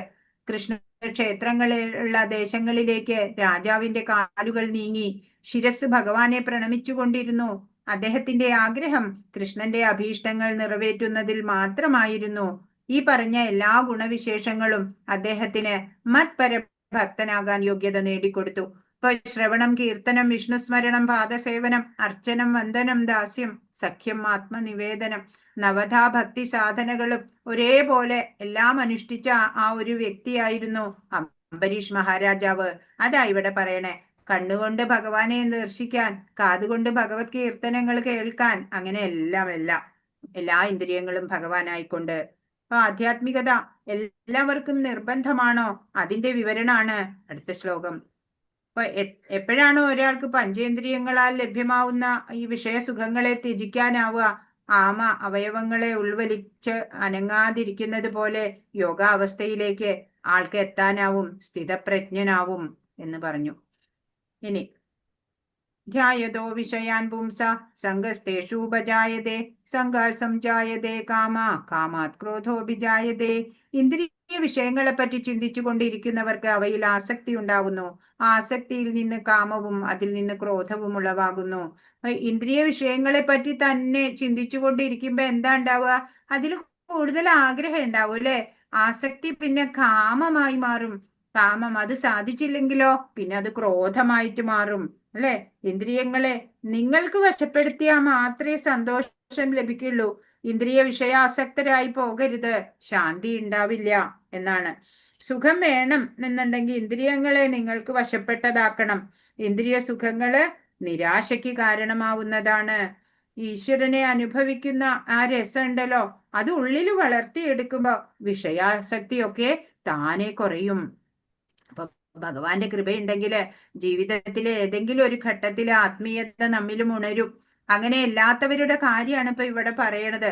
ആ ഇന്ദ്രിയ വിഷയങ്ങളെ ചിന്തിച്ച് ആ ആസക്തി ഉണ്ടാവും, പിന്നെ കാമമാവും, കാമം ക്രോധമാവും, വീണ്ടും താഴേക്ക് പതിക്കും. അതാണ് അടുത്ത്. കൃഷ്ണാവബോധമില്ലാത്തവർ ഇന്ദ്രിയ വിഷയങ്ങളെ പറ്റി ചിന്തിക്കുമ്പോൾ ഭൗതിക തൃഷ്ണയ്ക്ക് വശപ്പെടുന്നു. ആത്മാർത്ഥതയുള്ള ഒരു ഭക്തൻ ഭഗവത് സമ്പർക്കത്താൽ ഉണ്ടാകുന്ന ആത്മീയ ആനന്ദം ആസ്വദിക്കുന്നതിനാൽ എല്ലാ ഭൗതിക സുഖങ്ങളെയും അവഗണിക്കുന്നു. അതാണ് ഭക്തന്റെ വിജയരഹസ്യം. 23 ക്രോധാത് ഭവതി സമ്മോഹ സ്മൃതി വിഭ്രമ സ്മൃതിഭ്രംശാത് ബുദ്ധിനാശോ ബുദ്ധിനാശാത് പ്രണശ്യതി. ക്രോധത്തിൽ നിന്ന് സമ്മോഹവും അതിൽ നിന്ന് ഓർമ്മപ്പിഴയും ഓർമ്മപ്പിഴയിൽ നിന്ന് ബുദ്ധിനാശവും ഉണ്ടാകുന്നു. ബുദ്ധിനാശത്താൽ വീണ്ടും ഭൗതികതയുടെ കയത്തിലേക്ക് വീണ് നാശം പ്രാപിക്കുന്നു. ക്രോധിതരാവുമ്പോൾ വിവേകം പോലും ഇല്ലാണ്ടാവും. ഭഗവാന്റെ നിർദ്ദേശമൊക്കെ വിസ്മരിക്കപ്പെടും. അങ്ങനെ ഭൗതിക വിഷയ സുഖത്തിനായിട്ട് നമ്മൾ നെട്ടോട്ട് ഓടുകയാണ് അല്ലെ? ഒടുവിൽ ലഭിക്കില്ല എന്ന് വന്ന ക്രോധായി അല്ലെ? യൗവനകാലം മുഴുവനും വിഷയസുഖത്തിനായിട്ട് ഉപയോഗിക്കും. വാർദ്ധക്യത്തിൽ പോലും ആഗ്രഹത്തിന് കുറവില്ല. എന്നാലോ അവിടെ എത്തുമ്പോ, വാർദ്ധക്യം എത്തുമ്പോ ഇന്ദ്രിയങ്ങളൊക്കെ പണിമുടക്കും അല്ലെ? സമ്മോഹം എന്ന് പറഞ്ഞ കാര്യ വിവേകം ഇല്ലാണ്ട് വരിക. അങ്ങനെ താഴേക്ക് പതിച്ചു പോവും, നാശത്തിലേക്ക് പോകും എന്നാണ്. അങ്ങനെയുള്ള ഇന്ദ്രിയ നിയന്ത്രണം അതാണ് ഏറ്റവും കൂടുതൽ വേണ്ടത്. ഭഗവത് സേവനത്തിന് ഉപയുക്തമാകാത്തതായി ഒന്നും തന്നെയില്ലെന്ന് കൃഷ്ണാവബോധത്തിന്റെ വികാസത്താൽ ഭക്തന് മനസ്സിലാവും. കൃഷ്ണനാണ് സർവോത്തമനായ ആസ്വാദകൻ എന്നറിയുന്ന ഭക്തൻ വിശിഷ്ട ഭോജ്യങ്ങളെ ഭഗവാന് സമർപ്പിച്ച ശേഷം ഉച്ഛിഷ്ടമായത് പ്രസാദം കൈക്കൊള്ളുന്നു. ഭക്തൻ കൃഷ്ണാവബോധത്തോടെ പ്രസാദമുണ്ണുന്നു. ഇന്ദ്രിയ നിയന്ത്രണം ശീലിച്ചേ മതിയാവൂ. അപ്പോഴാണ് ശാശ്വത ശാന്തി നമുക്ക് കൈവരുള്ളൂ. ഭഗവാൻ പറയാണ്, ചെറുപ്പത്തിലേ നമ്മൾ അതൊക്കെ ശീലിക്കണം. ഇപ്പൊ കൃഷ്ണനോട് ബന്ധപ്പെടുമ്പോൾ ലഭ്യമാവുന്നതും സ്വയം വെളിപ്പെടുന്നതുമായിട്ടുള്ള ആ പ്രശാന്ത അവസ്ഥയുണ്ടല്ലോ, അതാണ് കൃഷ്ണാവബോധം. ഇപ്പൊ ശാശ്വത ശാന്തി കൈവരാൻ ഇന്ദ്രിയ നിയന്ത്രണം വേണം. ഇതാണ് 64-ാമത്തെ ശ്ലോകം പറയുന്നത്. രാഗദ്വേഷ വിമുക്തൈസ്തു വിഷയാൻ ഇന്ദ്രിയൈശ്വരൻ ആത്മവശ്യേർവിധേയാത്മാ പ്രസാദമധിഗച്ഛതി. രാഗദ്വേഷങ്ങളിൽ നിന്ന് വിമുക്തനായി സ്വാതന്ത്ര്യത്തിനു വേണ്ടിയുള്ള നിബന്ധനകൾ വഴി ഇന്ദ്രിയങ്ങളെ നിയന്ത്രിക്കുന്ന ഒരു വ്യക്തിക്ക് ഭഗവാന്റെ പൂർണ്ണ കാരുണ്യം ലഭിക്കും. അപ്പോ രാഗം, ദ്വേഷം ഇതിൽ നിന്നൊക്കെ മുക്തി ഉണ്ടാവുക, ഈ മോക്ഷത്തിനായിട്ടുള്ള നിബന്ധനകൾ വഴി ഇന്ദ്രിയം നിയന്ത്രിക്കുക, അങ്ങനെയുള്ള വ്യക്തിക്ക് ഭഗവാന്റെ കാരുണ്യവും ലഭിക്കും. കൃഷ്ണാവബോധം തികഞ്ഞ ഒരാൾ വൈഷയിക മേഖലയിലാണെന്ന് തോന്നുമെങ്കിലും കൃഷ്ണാവബോധമുള്ളത് കൊണ്ട് വിഷയബോധങ്ങളിൽ അനാസക്തനായിരിക്കും. ഒരു വ്യക്തി, ഭക്തനായ ഒരു വ്യക്തി നമ്മുടെ പോലെ തന്നെ അല്ല കർമ്മങ്ങളൊക്കെ ചെയ്യണത്. പക്ഷെ ബാഹ്യമായിട്ട് അങ്ങനെ ചെയ്യുമെങ്കിലും ആന്തരികമായിട്ട് അദ്ദേഹം കൃഷ്ണാവബോധത്തിലാണ്, അല്ലെ? ഭഗവാന് വേണ്ടിയിട്ടാണ്. അപ്പൊ ഇന്ദ്രിയങ്ങളെ നമ്മൾ വശപ്പെടുത്തണം.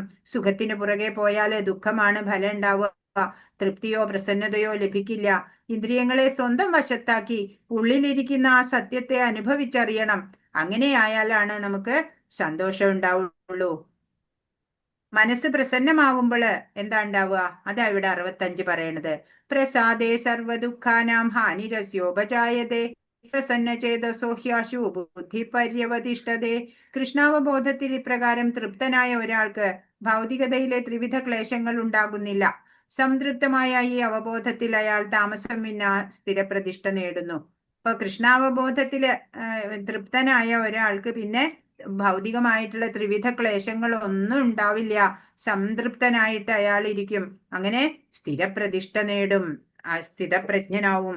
ഇപ്പോ ഭഗവാന്റെ പ്രത്യക്ഷ രൂപമാണ് പ്രപഞ്ചം, പ്രകൃതി, അല്ലെ? കാണുന്നതിലെല്ലാം സന്തോഷം കണ്ടെത്താൻ നമുക്ക് സാധിക്കണം. അതൊരു സ്വഭാവമാക്കിയാല് പിന്നെ ഒരു ദുഃഖവും ബാധിക്കില്ല. പ്രകൃതിയോട് അടുക്കുമ്പോൾ ഭഗവാനോട് അടുക്കും എന്നാ പറയാ.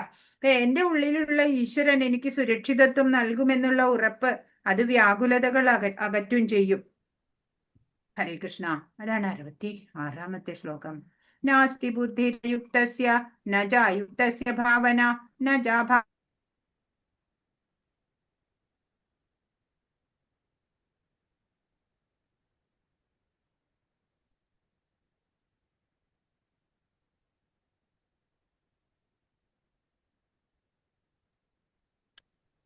കേക്കണില്ലല്ലോ മാതാജി.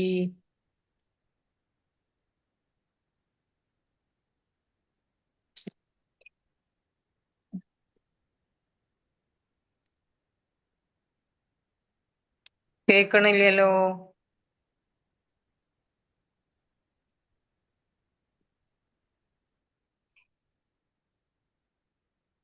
നെറ്റ് ഇഷ്യൂ ആയിരിക്കും, കേൾക്കുന്നില്ല.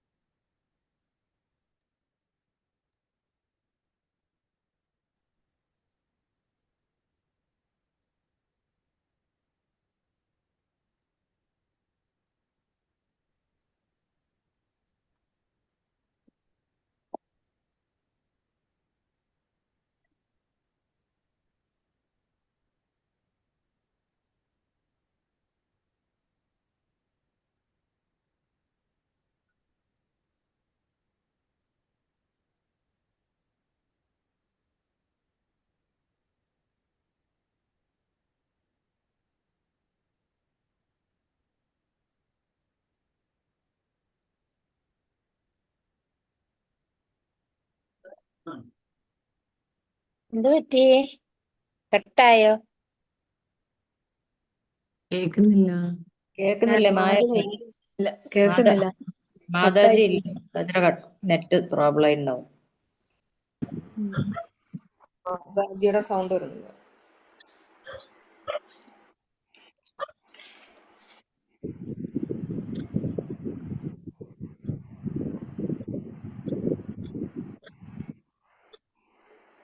ത്രിവിധ ക്ലേശങ്ങൾ ആസക്തി, ഭയം, ക്രോധം എന്നുള്ളതാണോ? അല്ല. ആ ആധ്യാത്മിക, ആദി ഭൗതിക അല്ലല്ല, അത് താപത്രയം അതല്ല. ക്ലേശങ്ങളാണത്. ആ ത്രിവിധ ക്ലേശങ്ങൾ അതാണ് പറഞ്ഞത്. അത് ഹരേ താപത്രയം. കൃഷ്ണ. ഹരേ കൃഷ്ണ. നെറ്റ് ഇഷ്യൂ ആയിരുന്നു കേട്ടോ. ഇപ്പൊ കേൾക്കാണ്ടോ? കേൾക്കാം കേൾക്കാം. കേൾക്കാമോ? കേൾക്കാം. അപ്പൊ ആരാ? ജൂലി മാതാജി എന്നെ ഹോസ്റ്റ് ആക്കൂ.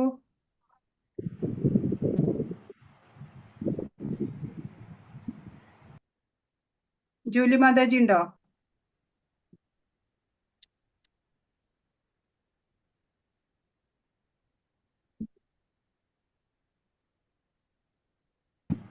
മാതാജി പറയുന്നത് കേൾക്കാം, ആ കേൾക്കുന്നുണ്ട്, പക്ഷെ സ്ലൈഡ് കാണിക്കണ്ടേ? കാണിക്കാൻ പറ്റുന്നില്ല.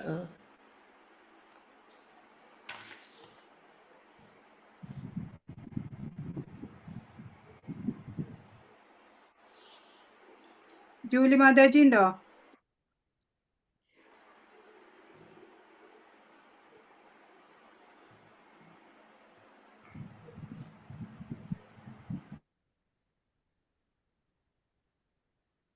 ഹരേ കൃഷ്ണ.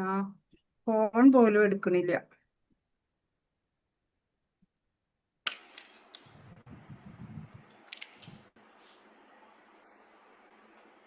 അല്ലേ? മാതാജിമാരെ, എനിക്ക് ഇന്ന് പുസ്തകം കിട്ടിട്ടോ. ആ നന്നായി.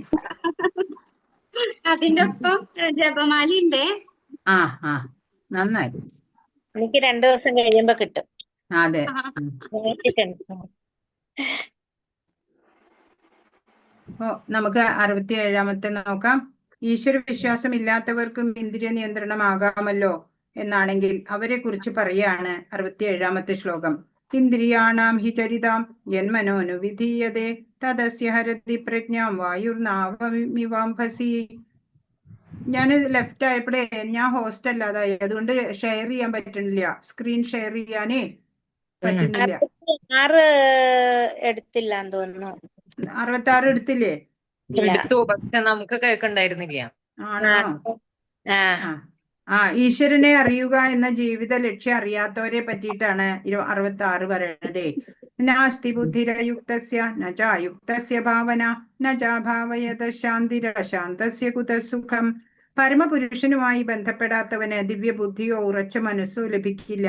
അതില്ലാതെ സമാധാനം കൈവരിക്കാൻ സാധ്യമല്ല. സമാധാനമില്ലെങ്കിൽ സുഖമെവിടെ? അശാന്തസ്യ കുതസുഖം എന്നാ ചോദിച്ചത്. ശാന്തി ഉണ്ടെങ്കിലേ സുഖം ഉണ്ടാവുള്ളൂ അല്ലേ? അങ്ങനെ സമാധാനം ഒന്നും ഇല്ലെങ്കിൽ സുഖം ഉണ്ടാവില്ല എന്ന് പറയാണ്. മനഃശാന്തി ഇല്ല. മനഃശാന്തി ഇല്ലാത്തവരുടെ കാര്യമാണ് പറയണത്. ഈശ്വര വിശ്വാസം ഇല്ലാത്തവർക്ക് എന്താ സംഭവിക്കുക? 67 ഇന്ദ്രിയാണാം ഹി ചരിതം വിധീയതേ തദസ്യ വായുർനാവമിവാംഭസി. വന്നിട്ടുണ്ടോ? ഹരേ കൃഷ്ണ. കഷ്ടം തന്നെയാണ് കേട്ടോ. ഇല്ല. മാതാജി പറയുന്നത് കേൾക്കാം അല്ലേ? സ്ലൈഡ് കാണണില്ല. കട്ടായി കേൾക്കണതും. കട്ടായിട്ടാ കേൾക്കണത് അല്ലേ? ഇന്നത് കേൾക്കാം. പിന്നെ നല്ലോണം ഇഷ്യൂ ഉണ്ട്. ഇന്ന് നല്ല ഇഷ്യൂ ഉണ്ടെന്നേ. വെള്ളത്തില് ക്ലാസ് ഒക്കെ കിട്ടിയല്ലോ. എല്ലാം അവസാനിപ്പിക്കാൻ വേണ്ടിട്ടേ വെള്ളത്തിലെ തോണിയെ കൊടുങ്കാറ്റ് എന്ന പോലെ അലയുന്ന ഇന്ദ്രിയങ്ങളിൽ ഏതെങ്കിലും ഒന്നിൽ മനസ്സ് കേന്ദ്രീകരിക്കുമ്പോൾ മനുഷ്യന്റെ ബുദ്ധിയെ അത് വലിച്ചിഴയ്ക്കുന്നു. ഇപ്പൊ ഇന്ദ്രിയ നിഗ്രഹം എന്ന് പറയുന്നത് എളുപ്പമല്ല, എന്നാൽ അധികം പ്രയാസമൊന്നുമില്ല. പ്രാക്ടീസ് കൊണ്ട് ചെയ്യാനൊക്കെ പറ്റും. ഇപ്പൊ തോണിയെ കുറ്റിയിൽ കെട്ടിയിടണം അല്ലേ? ഏതാണ് കുറ്റി? ഭഗവാനാകുന്ന ആ കുറ്റിയിൽ കെട്ടിയിടണം തോണി. അപ്പൊ കാറ്റത്ത് ഇങ്ങനെ അലഞ്ഞു പോവില്ല. ഭഗവാനാകുന്ന കുറ്റിയിലുണ്ടല്ലോ നമ്മളുടെ മനസ്സിനെ എങ്ങനെ കെട്ടിയിടണം. രതി സുകുമാർ, ആ മാതാജി ഒന്ന് എന്നെ ഹോസ്റ്റ് ആക്കൂ. മാതാജിക്ക് അറിയോ എന്നെ ഹോസ്റ്റ് ആക്കാൻ? അവിടെ ടച്ച് ചെയ്തിട്ട്, സൈഡിൽ ടച്ച് ചെയ്തിട്ട് ഹോസ്റ്റ് ആക്കാനുള്ള പ്രൊവിഷൻ. വിഷയ ചിന്ത പോലും ഒഴിവാക്കേണ്ടതാണ് എന്ന് ഇവിടെ പറയാണ് 68ാമത്തെ ശ്ലോകം. തസ്മാദ്യസ്യ മഹാബാഹോ നിഗൃഹീതാനി സർവശ ഇന്ദ്രിയാണി ഇന്ദ്രിയാർത്ഥേഭ്യസ്തസ്യ പ്രജ്ഞാ പ്രതിഷ്ഠിത. അതുകൊണ്ട് കൈക്കരുത്തുള്ളവനെ ഇന്ദ്രിയങ്ങളെ ചെയ്തോ? അല്ല, ജൂലി മാതാജി തന്നെ ഇപ്പൊ ഇല്ല. രതി മാതാജിക്ക് പറ്റില്ല. ജൂലി മാതാജി ഹോസ്റ്റ് ആയിക്കണം ഇപ്പോ.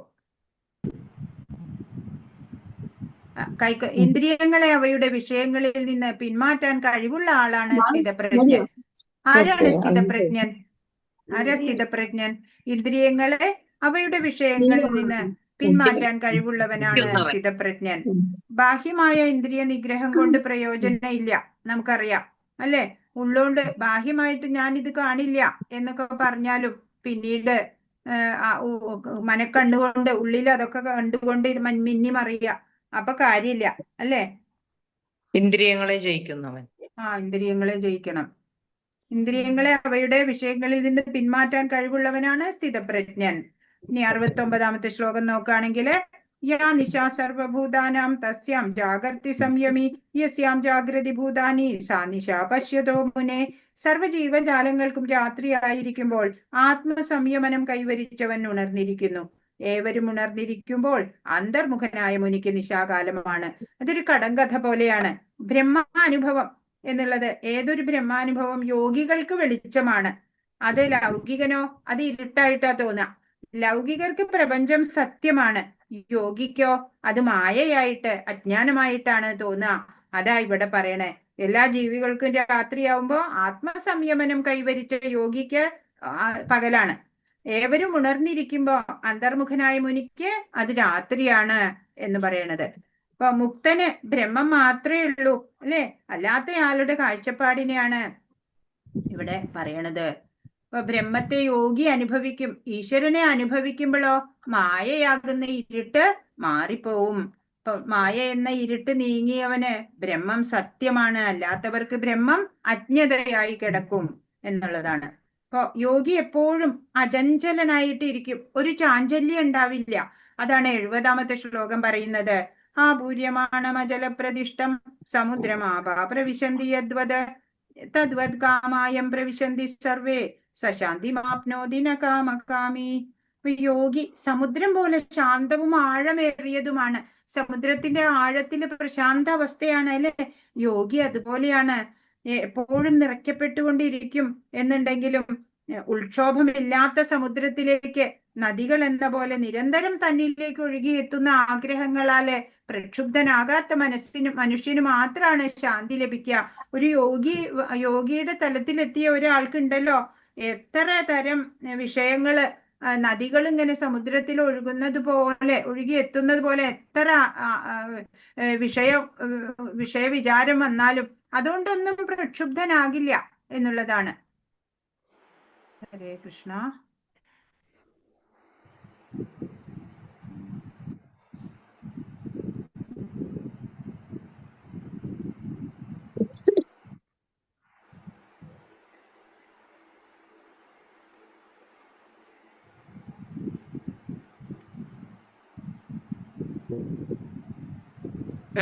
ഹോസ്റ്റിംഗ് വന്നു. വന്നില്ലേ? അത് ജൂലി മാതാജിയെ ഞാൻ വിളിച്ചിരുന്നു. അതെയോ? എനിക്ക്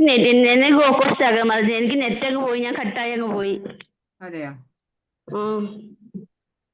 ഞാൻ ഫോണിൽ വിളിച്ചല്ലോ. അപ്പൊ എടുത്തില്ല, ഇപ്പൊ തിരിച്ചു വിളിച്ചു. അങ്ങോട്ട് തിരിച്ചു വിളിച്ചിരുന്നു. ഞാനങ്ങ് തിരിച്ചു വിളിച്ചു. എല്ലായിടത്തും നെറ്റിന്റെ ഇഷ്യൂ അല്ലേ? അതാണ് ഭയങ്കര കാറ്റുണ്ട്, അതുകൊണ്ടാണ് ഭയങ്കരമായിട്ട് കാലാവസ്ഥ മോശം. മാതാജി ഹരേ കൃഷ്ണ. അപ്പൊ പ്രക്ഷുബ്ധനാകാത്ത മനുഷ്യനാണ് ശാന്തി ലഭിക്കുക എന്ന് പറഞ്ഞു അല്ലേ. ഈ അവസ്ഥയിൽ എത്തിയാലാണ് സുഖവും ശാന്തിയും ഒക്കെ ലഭിക്കുള്ളൂ. കൃഷ്ണാവബോധം ഉറച്ചവന് പിന്നെ മറ്റാവശ്യങ്ങളൊന്നും ഉണ്ടാവില്ല. സമുദ്രത്തെ പോലെയാണ്, സദാ പരിപൂർണനാണ് അല്ലെ. സമുദ്രം എപ്പോഴും നിറഞ്ഞിരിക്കണതാണ്. അതുപോലെയാണ് ഈ കൃഷ്ണാവബോധം ഉറച്ചവന് ഒറ്റ ആഗ്രഹങ്ങളും ഉണ്ടാവില്ല. സ്ഥിതപ്രജ്ഞന്റെ ലക്ഷണങ്ങള് ഈ ശ്ലോകത്തോടെ അവസാനിക്കുകയാണ്. 71ാമത്തെ ശ്ലോകം. വിഹായ കാമാന്യ സർവാൻ പുമാംശ്ചരതി നിസ്പൃഹ നിർമ്മമോ നിരഹംകാര സശാന്തിമധിഗച്ഛതി. എല്ലാ വൈഷയിക അഭിലാഷങ്ങളിൽ നിന്നും സ്വയം മുക്തനായി, എല്ലാത്തരം ഉടമ അവകാശബോധവും അഹംഭാവവും നശിച്ചവനായി, നിസ്പൃഹനായി ഉപേക്ഷിച്ചവനായി നിസ്പൃഹനായി വർത്തിക്കുന്നവന് മാത്രമേ ശരിക്കും ശാന്തി നേടാൻ കഴിയൂ. അപ്പോ ഈ ആശ ജ്ഞാനപ്പാനയിൽ പറയുന്നുണ്ട്, ആശയായുള്ള പാശമതിങ്കെന്നു വേറിടാതെ കരേറുന്നു മേൽക്കുമേൽ എന്ന്. ആശയാകുന്ന പാശം കൊണ്ട് അല്ലെ നമ്മളെയൊക്കെ ബന്ധിച്ചിരിക്കുകയാണ് ഇവിടെ തന്നെ ഈ ഭൗതികതയില്. അപ്പൊ സമുദ്രത്തിലേക്ക് അനേകം നദികൾ എത്തിച്ചേർന്നാലും സമുദ്രത്തിന് ഒരു മാറ്റവും ഉണ്ടാകാത്തതുപോലെ അനേകം ആഗ്രഹങ്ങള് ചേതനയിലേക്ക് കടന്നു വരുമ്പോഴും മനസ്സ് വ്യതിചലിക്കാതിരിക്കണം. അതാണ് ഈ യോഗാവസ്ഥ എന്നൊക്കെ പറയണത്. ഇപ്പൊ ഭഗവാന്റെ ഇച്ഛയാണ് ഇവിടെ നടക്കുന്നത് അല്ലെ. ഇന്നത് ലഭിക്കണം എന്ന് നമുക്ക് ആഗ്രഹിക്കാനുള്ള അവകാശം ഇല്ല അല്ലെ. നമുക്ക് വിധിച്ചത് സ്വീകരിക്കാം. നിസ്പൃഹത്വം എന്ന് പറഞ്ഞാൽ അതാ. ഞാൻ ഞാനാണ് എന്റേതാണ് എന്നുള്ള മമത്വമൊക്കെ ഉപേക്ഷിക്കുക. ശരീരം വെറും ജഡമാണ്, ഞാൻ ഭഗവാന്റെ കയ്യിലെ ഒരു ഉപകരണമാണ് എന്നുള്ള ഭാവമാണ് നിരഹങ്കാരം എന്നുള്ളത് കൊണ്ട് ഉദ്ദേശിക്കുന്നത്. സ്വധർമ്മമായിട്ട് ഭഗവാൻ നമ്മിൽ അർപ്പിച്ച കർമ്മം ഉണ്ടല്ലോ, അത് ഭഗവാന് സമർപ്പണമായിട്ട് ചെയ്യാം. അപ്പോ ആ സ്ഥിതപ്രജ്ഞത്വം നേടാൻ പറ്റും. അപ്പൊ നമുക്ക് ശാന്തി ലഭിക്കും. അപ്പൊ ആധ്യാത്മ ജീവന്റെ ഫൗണ്ടേഷൻ നോളജ് തന്നെ അതാണ് അല്ലെ. ആത്മാവാണ് ഞാൻ എന്നുള്ളത്. അപ്പോ ഈ സ്ഥിതപ്രജ്ഞത്വം ഒരിക്കൽ ലഭിച്ചാല് പിന്നീട് നമ്മളെ അത് വിട്ടുപോവുകയുമില്ല. അതവിടെ 72ാമത്തെ ശ്ലോകം പറയണത്. കൃഷ്ണാവബോധവാനാകണമെന്ന അഭിലാഷം വാസ്തവത്തിൽ ആഗ്രഹമുക്തി തന്നെ. തന്റെ യഥാർത്ഥ സ്ഥിതി കൃഷ്ണന്റെ നിത്യദാസൻ എന്ന നിലയിലാണെന്ന് അറിഞ്ഞ് ഈ ശരീരമാണ് താനെന്ന വ്യാമോഹത്താൽ ഒന്നും അവകാശപ്പെടാതെയും ലോകത്തിൽ ഏതൊരു വസ്തുവിലും ഉടമാവകാശം കരുതാതെയും ജീവിക്കലാണ് കൃഷ്ണാവബോധത്തിന്റെ പരമകാഷ്ഠ. ഇവിടെയുള്ളത് ഒന്നും നമ്മളുടേതല്ല അല്ലെ. എല്ലാത്തിന്റെയും ഉടമ ആരാണ്? ഭഗവാനാണ്. അപ്പൊ ഞാൻ ആത്മാവാണ് എന്നുള്ള ബോധം ഉണ്ടാവുക. ഹരേ കൃഷ്ണ. 72ാമത്തെ ശ്ലോകം. ഏഷാഭ്രാമി സ്ഥിതി പാർത്ഥ നൈനാം പ്രാപ്യ വിമുഹ്യതി സ്ഥിത്വാസ്യാമന്തകാലേ ബ്രഹ്മനിർവാണം ഋച്ഛതി. ഏതൊന്നിലെത്തിയാൽ മനുഷ്യന് വിഭ്രാന്തി ഒഴിയുന്നുവോ ആ ആത്മീയവും ദൈവികവുമായ പഥമാണിത്. ഇവിടെ നിലയുറപ്പിച്ച് മരണവേളയിലും അതേ സ്ഥിതി തുടരുന്നവൻ ഭഗവത്ധാമത്തിലെത്തും. സ്ഥിതപ്രജ്ഞത്വം എത്രയും നേരത്തെ ലഭിച്ചോ അത്രയും വേഗം ജീവിതം ആസ്വാദ്യകരമാവും എന്നാണ്. അത് അനുഭവിച്ചു തുടങ്ങുമ്പോഴാ മനസ്സിലാവുക ഇതാണ് യഥാർത്ഥ സന്തോഷം, പരമാനന്ദം എന്നുള്ളത്.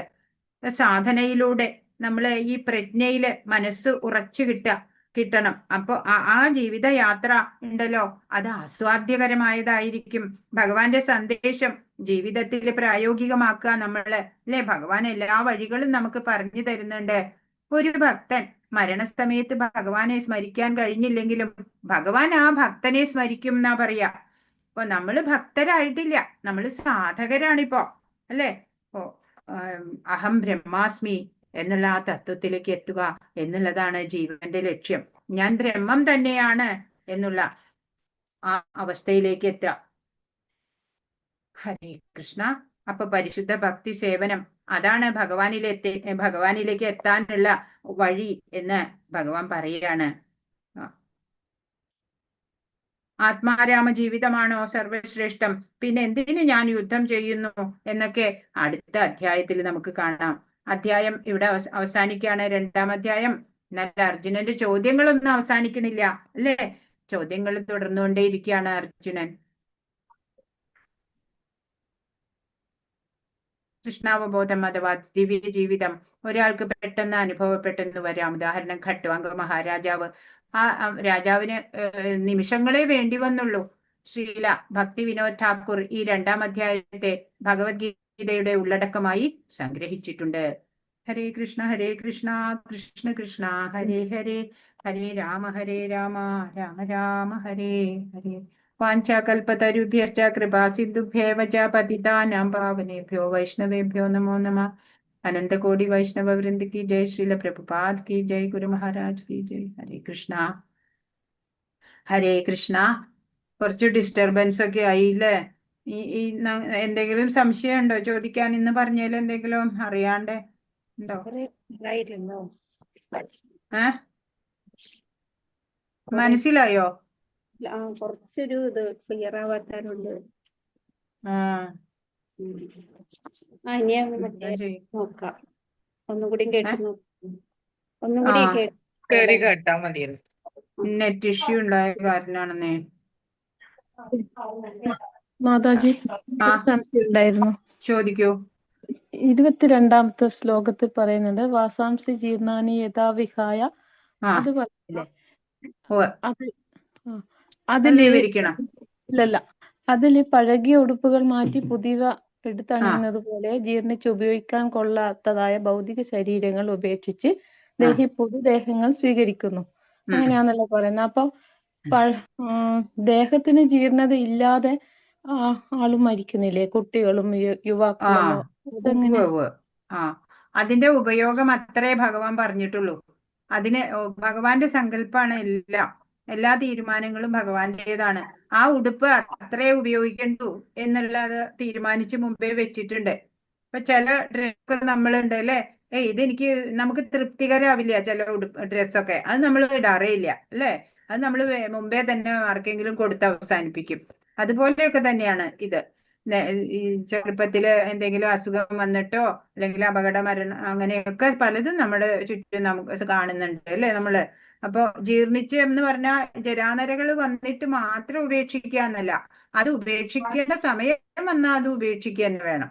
ആ വസ്ത്രം, ആത്മാവിന്റെ വസ്ത്രം ആകുന്ന ശരീരം. അത് മാതാജി പ്രാരബ്ധ കർമ്മങ്ങള് വേഗം തീരുന്നവര് വേഗം കഴിയുന്നു, അതും ശരിയല്ലേ? അതും അതെ, പ്രാരബ്ധ കർമ്മങ്ങളും ഉണ്ട്. പിന്നെ മുമ്പത്തെ കർമ്മ ഫലങ്ങൾ അനുഭവിക്കാൻ അങ്ങനെ. അതെ, കൂടുതൽ ഉണ്ടെങ്കിൽ കൂടുതൽ സമയം ഇരുന്ന് പ്രാരബ്ധ കർമ്മങ്ങൾ തീർക്കണം. അതെ, ചിലവരാണെങ്കില് 60 വയസ്സ് വരെ ആയുസ് ഉണ്ട്, പക്ഷെ 30 വയസ്സിൽ ആത്മഹത്യ ചെയ്തു വിചാരിക്കുക. അങ്ങനെയും ശരീരം ഉപേക്ഷിക്കുന്നുണ്ട് അല്ലെ. അപ്പൊ അങ്ങനെയുള്ളവരുടെ കാര്യോ?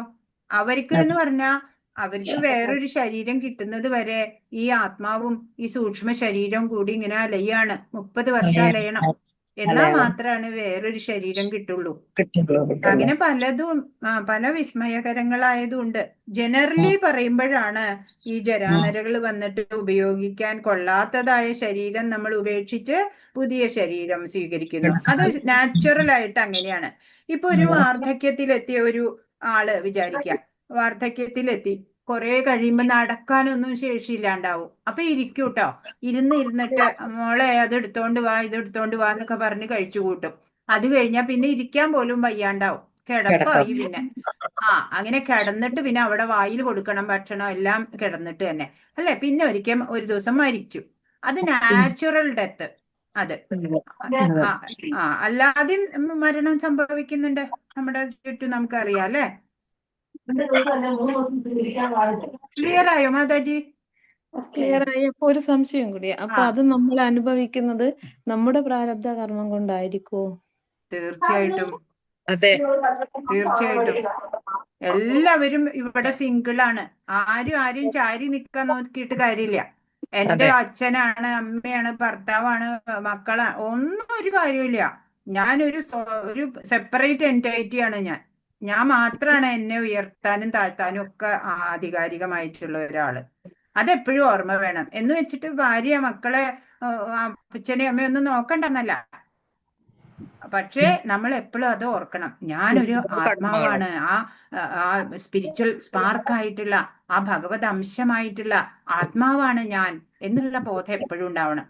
എന്നെ ചുറ്റിപ്പറ്റി പലരും ഉണ്ടാവാം, ഞാൻ പലരെയും ഡിപ്പെൻഡ് ചെയ്തിട്ടുണ്ടാവാം, അതൊക്കെ രണ്ടാമത്തെ വിഷയം. ഫസ്റ്റ് ആൻഡ് ഫോർമോസ്റ്റ് നമ്മൾ എന്താ കണക്കാക്കേണ്ടത്?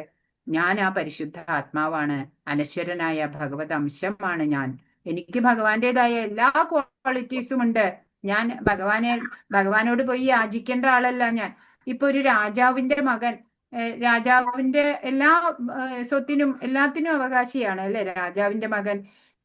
ഒരു സമയം ഈ കുട്ടി ചെറുതായിരുന്നപ്പോ ഏതോ യാചകര് കള്ളന്മാര് ഈ കുട്ടിയെ രാജകുമാരനെ തട്ടിക്കൊണ്ടുപോയി വിചാരിക്കുക. അങ്ങനെ ഈ രാജകുമാരനാണെന്നൊന്നും അറിയില്ല ഈ കുട്ടി ഇങ്ങനെ ഭിക്ഷ യാചിച്ചോണ്ട് നടക്കുകയാണ് വിചാരിക്കുക. അങ്ങനെ കുറക്കാലം കഴിഞ്ഞപ്പോഴാണ് മനസ്സിലാവണേ ഞാൻ ഈ രാജാവിന്റെ മകനാണ് എന്നറിയുമ്പോ ആ കുട്ടിക്ക് പിന്നെ ഈ യാചിക്കേണ്ട ആവശ്യമില്ല അല്ലെ, രാജകുമാരനാണ്. അതുപോലെ ഇപ്പൊ നമ്മളിപ്പോ ആ തട്ടിക്കൊണ്ടുപോയ യാചക ഗ്രൂപ്പിലുള്ള ആൾക്കാരാ നമ്മള്. അതുകൊണ്ടാ നമ്മൾ ചെന്നിട്ട് ഭഗവാനെ എനിക്ക് പൈസ തരണേ, എനിക്ക് വീടുണ്ടാക്കി തരണേ, എനിക്ക് മറ്റേത് തരണേ എന്നൊക്കെ ലിസ്റ്റ് കൊണ്ടുപോണത്. നമുക്ക് എല്ലാം ഉണ്ട്, എല്ലാം ഭഗവാന്റെ ഗുണങ്ങളൊക്കെ ഉണ്ട്, അതൊക്കെയും അനുഭവിക്കാൻ അർഹരുമാണ് നമ്മൾ ഭഗവാന്റെ മക്കളായിട്ടുള്ള നമ്മള്. പക്ഷെ നമുക്കത് അറിയുന്നില്ല, നമ്മൾ വെറും ലോവർ ഗ്രേഡിലാണെന്നാ നമ്മുടെ വിചാരം. അപ്പൊ അതൊക്കെ നമ്മൾ മാറ്റുക, എന്നിട്ട് നമ്മളെ ഉയർത്താൻ നമ്മൾ സ്വയം ശ്രമിക്കുക. എന്ന് വെച്ചാല് ഇപ്പൊ ഭൗതികമായിട്ട് കുറെ പണം ഇങ്ങനെ അട്ടിയാക്കി വെക്കാൻ സാധിച്ചു എന്നൊന്നുമല്ല എല്ലാവർക്കും. ആ ആത്മാനന്ദം അനുഭവിക്കാൻ സാധിക്കുക, ആ ഭഗവാന്റേതായിട്ടുള്ള ആ പരമാനന്ദം അനുഭവിക്കാനുള്ള വഴികള് അതെല്ലാവർക്കും ഒരേപോലെ ലഭ്യമാണ്, ഒരേപോലെ. അതിനെന്ത് വേണം? പ്രയത്നം വേണം നമ്മുടെ ഭാഗത്ത്. നമ്മൾ പ്രയത്നിക്കണം അതിനായിട്ട്. ആദ്യം നമ്മൾ മനസ്സിലാക്കണം അല്ലെ എങ്ങനെയാണ് എന്നുള്ളത്. ശാസ്ത്രജ്ഞാനം അതിനാണ്. പിന്നെ ഗുരു മാർഗനിർദ്ദേശം നമുക്ക് തരും. അങ്ങനെ നമ്മൾ ആ പരമമായിട്ടുള്ള ആ പ്രാപ്തിയാണ് നമ്മൾ ലക്ഷ്യമാക്കേണ്ടത്. അതല്ലാതെ എനിക്ക് 1 കോടി രൂപ വേണം, അത് കിട്ടിയാൽ സന്തോഷമായോ? ഒരിക്കലും ഇല്ല. പക്ഷെ ആ പരമാനന്ദം, നിത്യമായിട്ടുള്ള ശാന്തി, സമാധാനം കിട്ടുക, അതിനുള്ള വഴി അതാണ് ഒരു ഗുരു നമുക്ക് പറഞ്ഞു തരിക. അതിലേക്കാണ് നമ്മൾ പരിശ്രമിച്ചെത്തേണ്ടത്. ശരി ഹരേ മാതാജി. കൃഷ്ണ. ക്ലിയർ ആയോ മാതാജി? ക്ലിയർ ആയി. മാതാജി, ഇന്നലത്തെ നഷ്ടമോ ലാഭമോ ഇല്ലാത്ത പ്രവർത്തനം ഏതാണ്? എനിക്ക് ഇന്നാണ് ക്വസ്റ്റ്യൻ കിട്ടിയത്. കൃഷ്ണാവബോധ പ്രവർത്തനം തന്നെ. അത് കുറച്ചേ ചെയ്തുള്ളൂ വിചാരിക്കുക.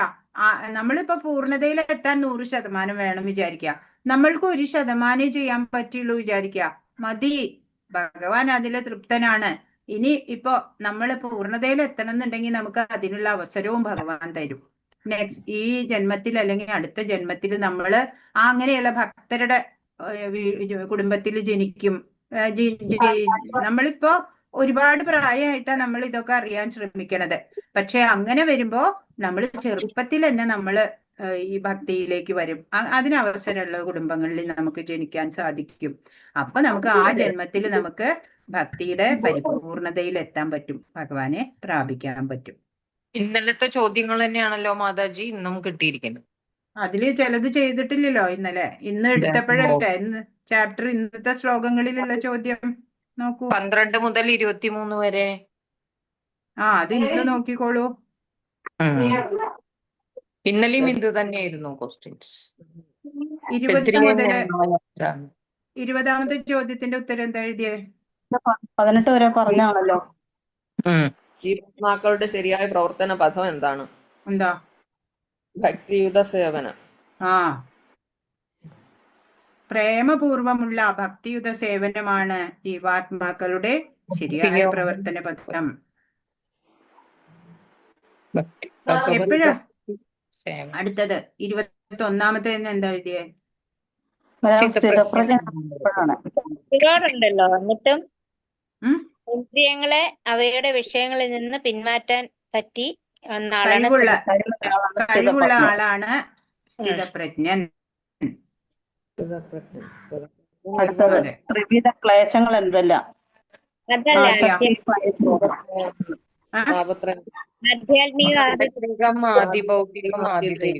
അതെ. ഇന്ദ്രിയ വിഷയം 23ാമത്തെ എന്താ ആൻസർ? ഇന്ദ്രിയ വിഷയങ്ങളെ പറ്റി ചിന്തിക്കുന്നവർക്കുണ്ടാകുന്ന മാറ്റങ്ങൾ എന്തെല്ലാം? ഇന്ദ്രിയ വിഷയങ്ങളെ പറ്റി ചിന്തിക്കുന്നവർക്കുണ്ടാകുന്ന മാറ്റങ്ങൾ എന്തെല്ലാം? എന്തൊക്കെയാ? അവരിൽ ആസക്തി ഉണ്ടാകുന്നു. ക്രോധം, മോഹം, ദുഃഖം, സമ്മോഹം, ബുദ്ധിനാശം. ആണോ? ആസക്തി, ഇന്ദ്രിയ വിഷയങ്ങളെ ചിന്തിച്ച് ആസക്തരാവണു. പിന്നെ കാമം, പിന്നെ ക്രോധം, സമ്മോഹം, ഓർമ്മപ്പിഴ, ബുദ്ധിനാശം, ബുദ്ധിനാശം, സർവനാശം. ദുഃഖം. അതാണ്. പിന്നെ ഏതാ കിട്ടാത്ത? ഇനി ആർക്കാ കിട്ടാത്ത? ഒന്ന് പറഞ്ഞു കൊടുക്കൂ. ഒന്ന് പറഞ്ഞു കൊടുക്കൂ. ആധ്യാത്മികം, ആദിഭൗതികം, ആദിദൈവികം. ആധ്യാത്മികം, ആദിഭൗതികം, ആദിദൈവികം. ഇതിന് നല്ലപോലെ എഴുതണം.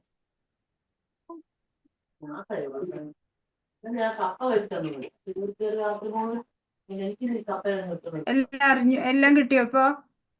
കിട്ടി മാതാജി. മാതാജിക്കൊന്ന് പറയൂ, ഉത്തമനായ വേദാന്തി ആരാണ്? ഒന്ന് പറഞ്ഞു കൊടുക്കൂ. 19 ഇന്നലെ ഉണ്ടായിട്ടില്ല. ഭഗവൻ നാമജപത്തിൽ പരമാനന്ദ നാമജപത്തിൽ പരമാനന്ദം കൊള്ളുന്നവനാണ് വേദാന്തി. ഭഗവാനിൽ ശരണം പ്രാപിച്ച ഭക്തൻ. നാമജപത്തിൽ പരമാനന്ദം കൊള്ളുന്നവനാണ് ഉത്തമനായ വേദാന്തി. വേദാന്തം ജീവിതത്തിൽ നടപ്പിലാക്കുന്നു. പിന്നെ ഏതെങ്കിലും? ഇനി ഇത് കൂടാതെ എന്തെങ്കിലും ചോദിക്കാനുണ്ടോ? മാതാജി, സ്ഥിതപ്രജ്ഞൻ എന്നുള്ളത് കൂടുതലില്ലേ എഴുതാന്? ഒരുപാട് ശ്ലോകങ്ങളില്ലേ? ഒരുപാട് ശ്ലോകങ്ങളിൽ രണ്ട് മൂന്ന് അർത്ഥങ്ങളുണ്ട് അതിന്, ഉത്തരങ്ങളുണ്ട്. നിർവചനം ചോദിക്കുമ്പോ ഇന്ദ്രിയ വിഷയങ്ങളിൽ നിന്ന് പിന്മാറ്റാൻ ആദ്യത്തെ ചാപ്റ്ററിലുണ്ട്, രണ്ടാമത്തെ ചാപ്റ്ററിലും ഉണ്ട്. സ്ഥിതപ്രജ്ഞ ആകുന്നത് എപ്പോഴാണെന്നാണ് അതാ ചോദിച്ചേക്കണേ. ഇന്ദ്രിയങ്ങളെ അവരുടെ വിഷയങ്ങളിൽ നിന്ന് പിന്മാറ്റാൻ കഴിവുള്ള ആളാണ് സ്ഥിതപ്രജ്ഞൻ. സ്ഥിതപ്രജ്ഞനാകുന്നത് എപ്പോഴാണെന്ന് അവിടെ ചോദിച്ചിരിക്കണേ. വിധത്തിലുള്ള ഐകാംക്ഷകളെ ത്യജിക്കുന്ന, ത്യജിക്കാൻ സാധിക്കുമ്പോ, മനസ്സ് ശുദ്ധീകരിക്കുക, ആത്മാവിൽ തന്നെ സംതൃപ്തി കൊള്ളുക, കൃഷ്ണാവബോധത്തിൽ മുഴുകി ഭക്തിയുത സേവനത്തിൽ ആനന്ദത്തോടും വിജ്ഞാനത്തോടും കൂടി പ്രവർത്തിക്കുമ്പോൾ ഒരാൾ സ്ഥിതപ്രജ്ഞനാവും. അതെ അതെ.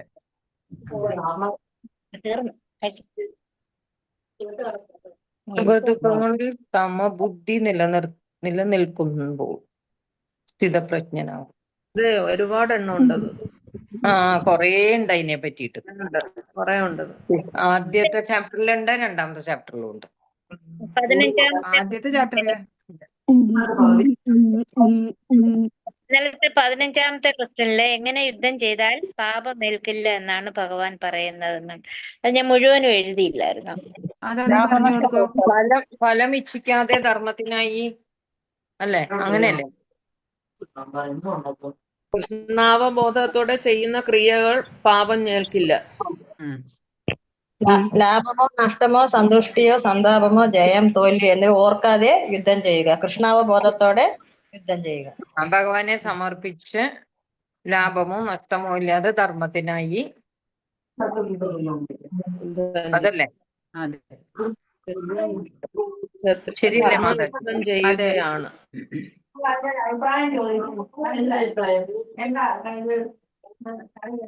ഇനി എന്തെങ്കിലും ചോദിക്കാനുണ്ടോ?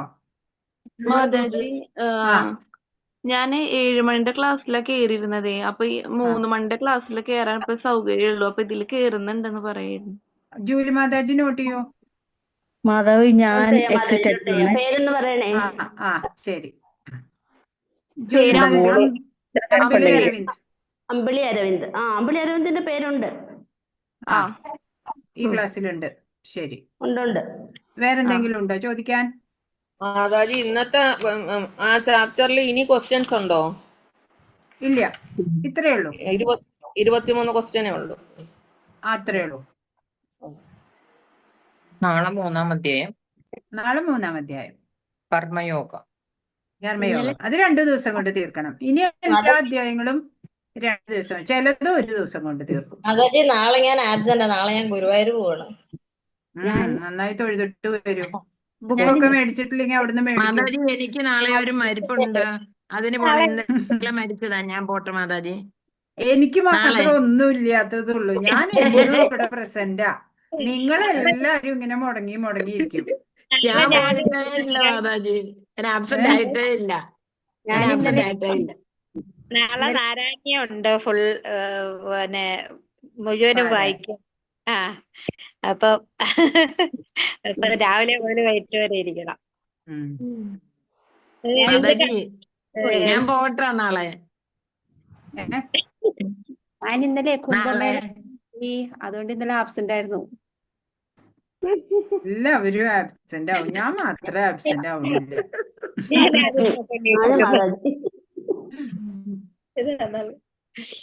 ശരി, പ്രണാമം. ഹരേ കൃഷ്ണ. പ്രണാമം എല്ലാവർക്കും മാതാജി. പ്രണാമം. ഹരേ കൃഷ്ണ. പ്രണാമം മാതാജി. കൃഷ്ണ കൃഷ്ണ കൃഷ്ണ ഹരേ ഹരേ.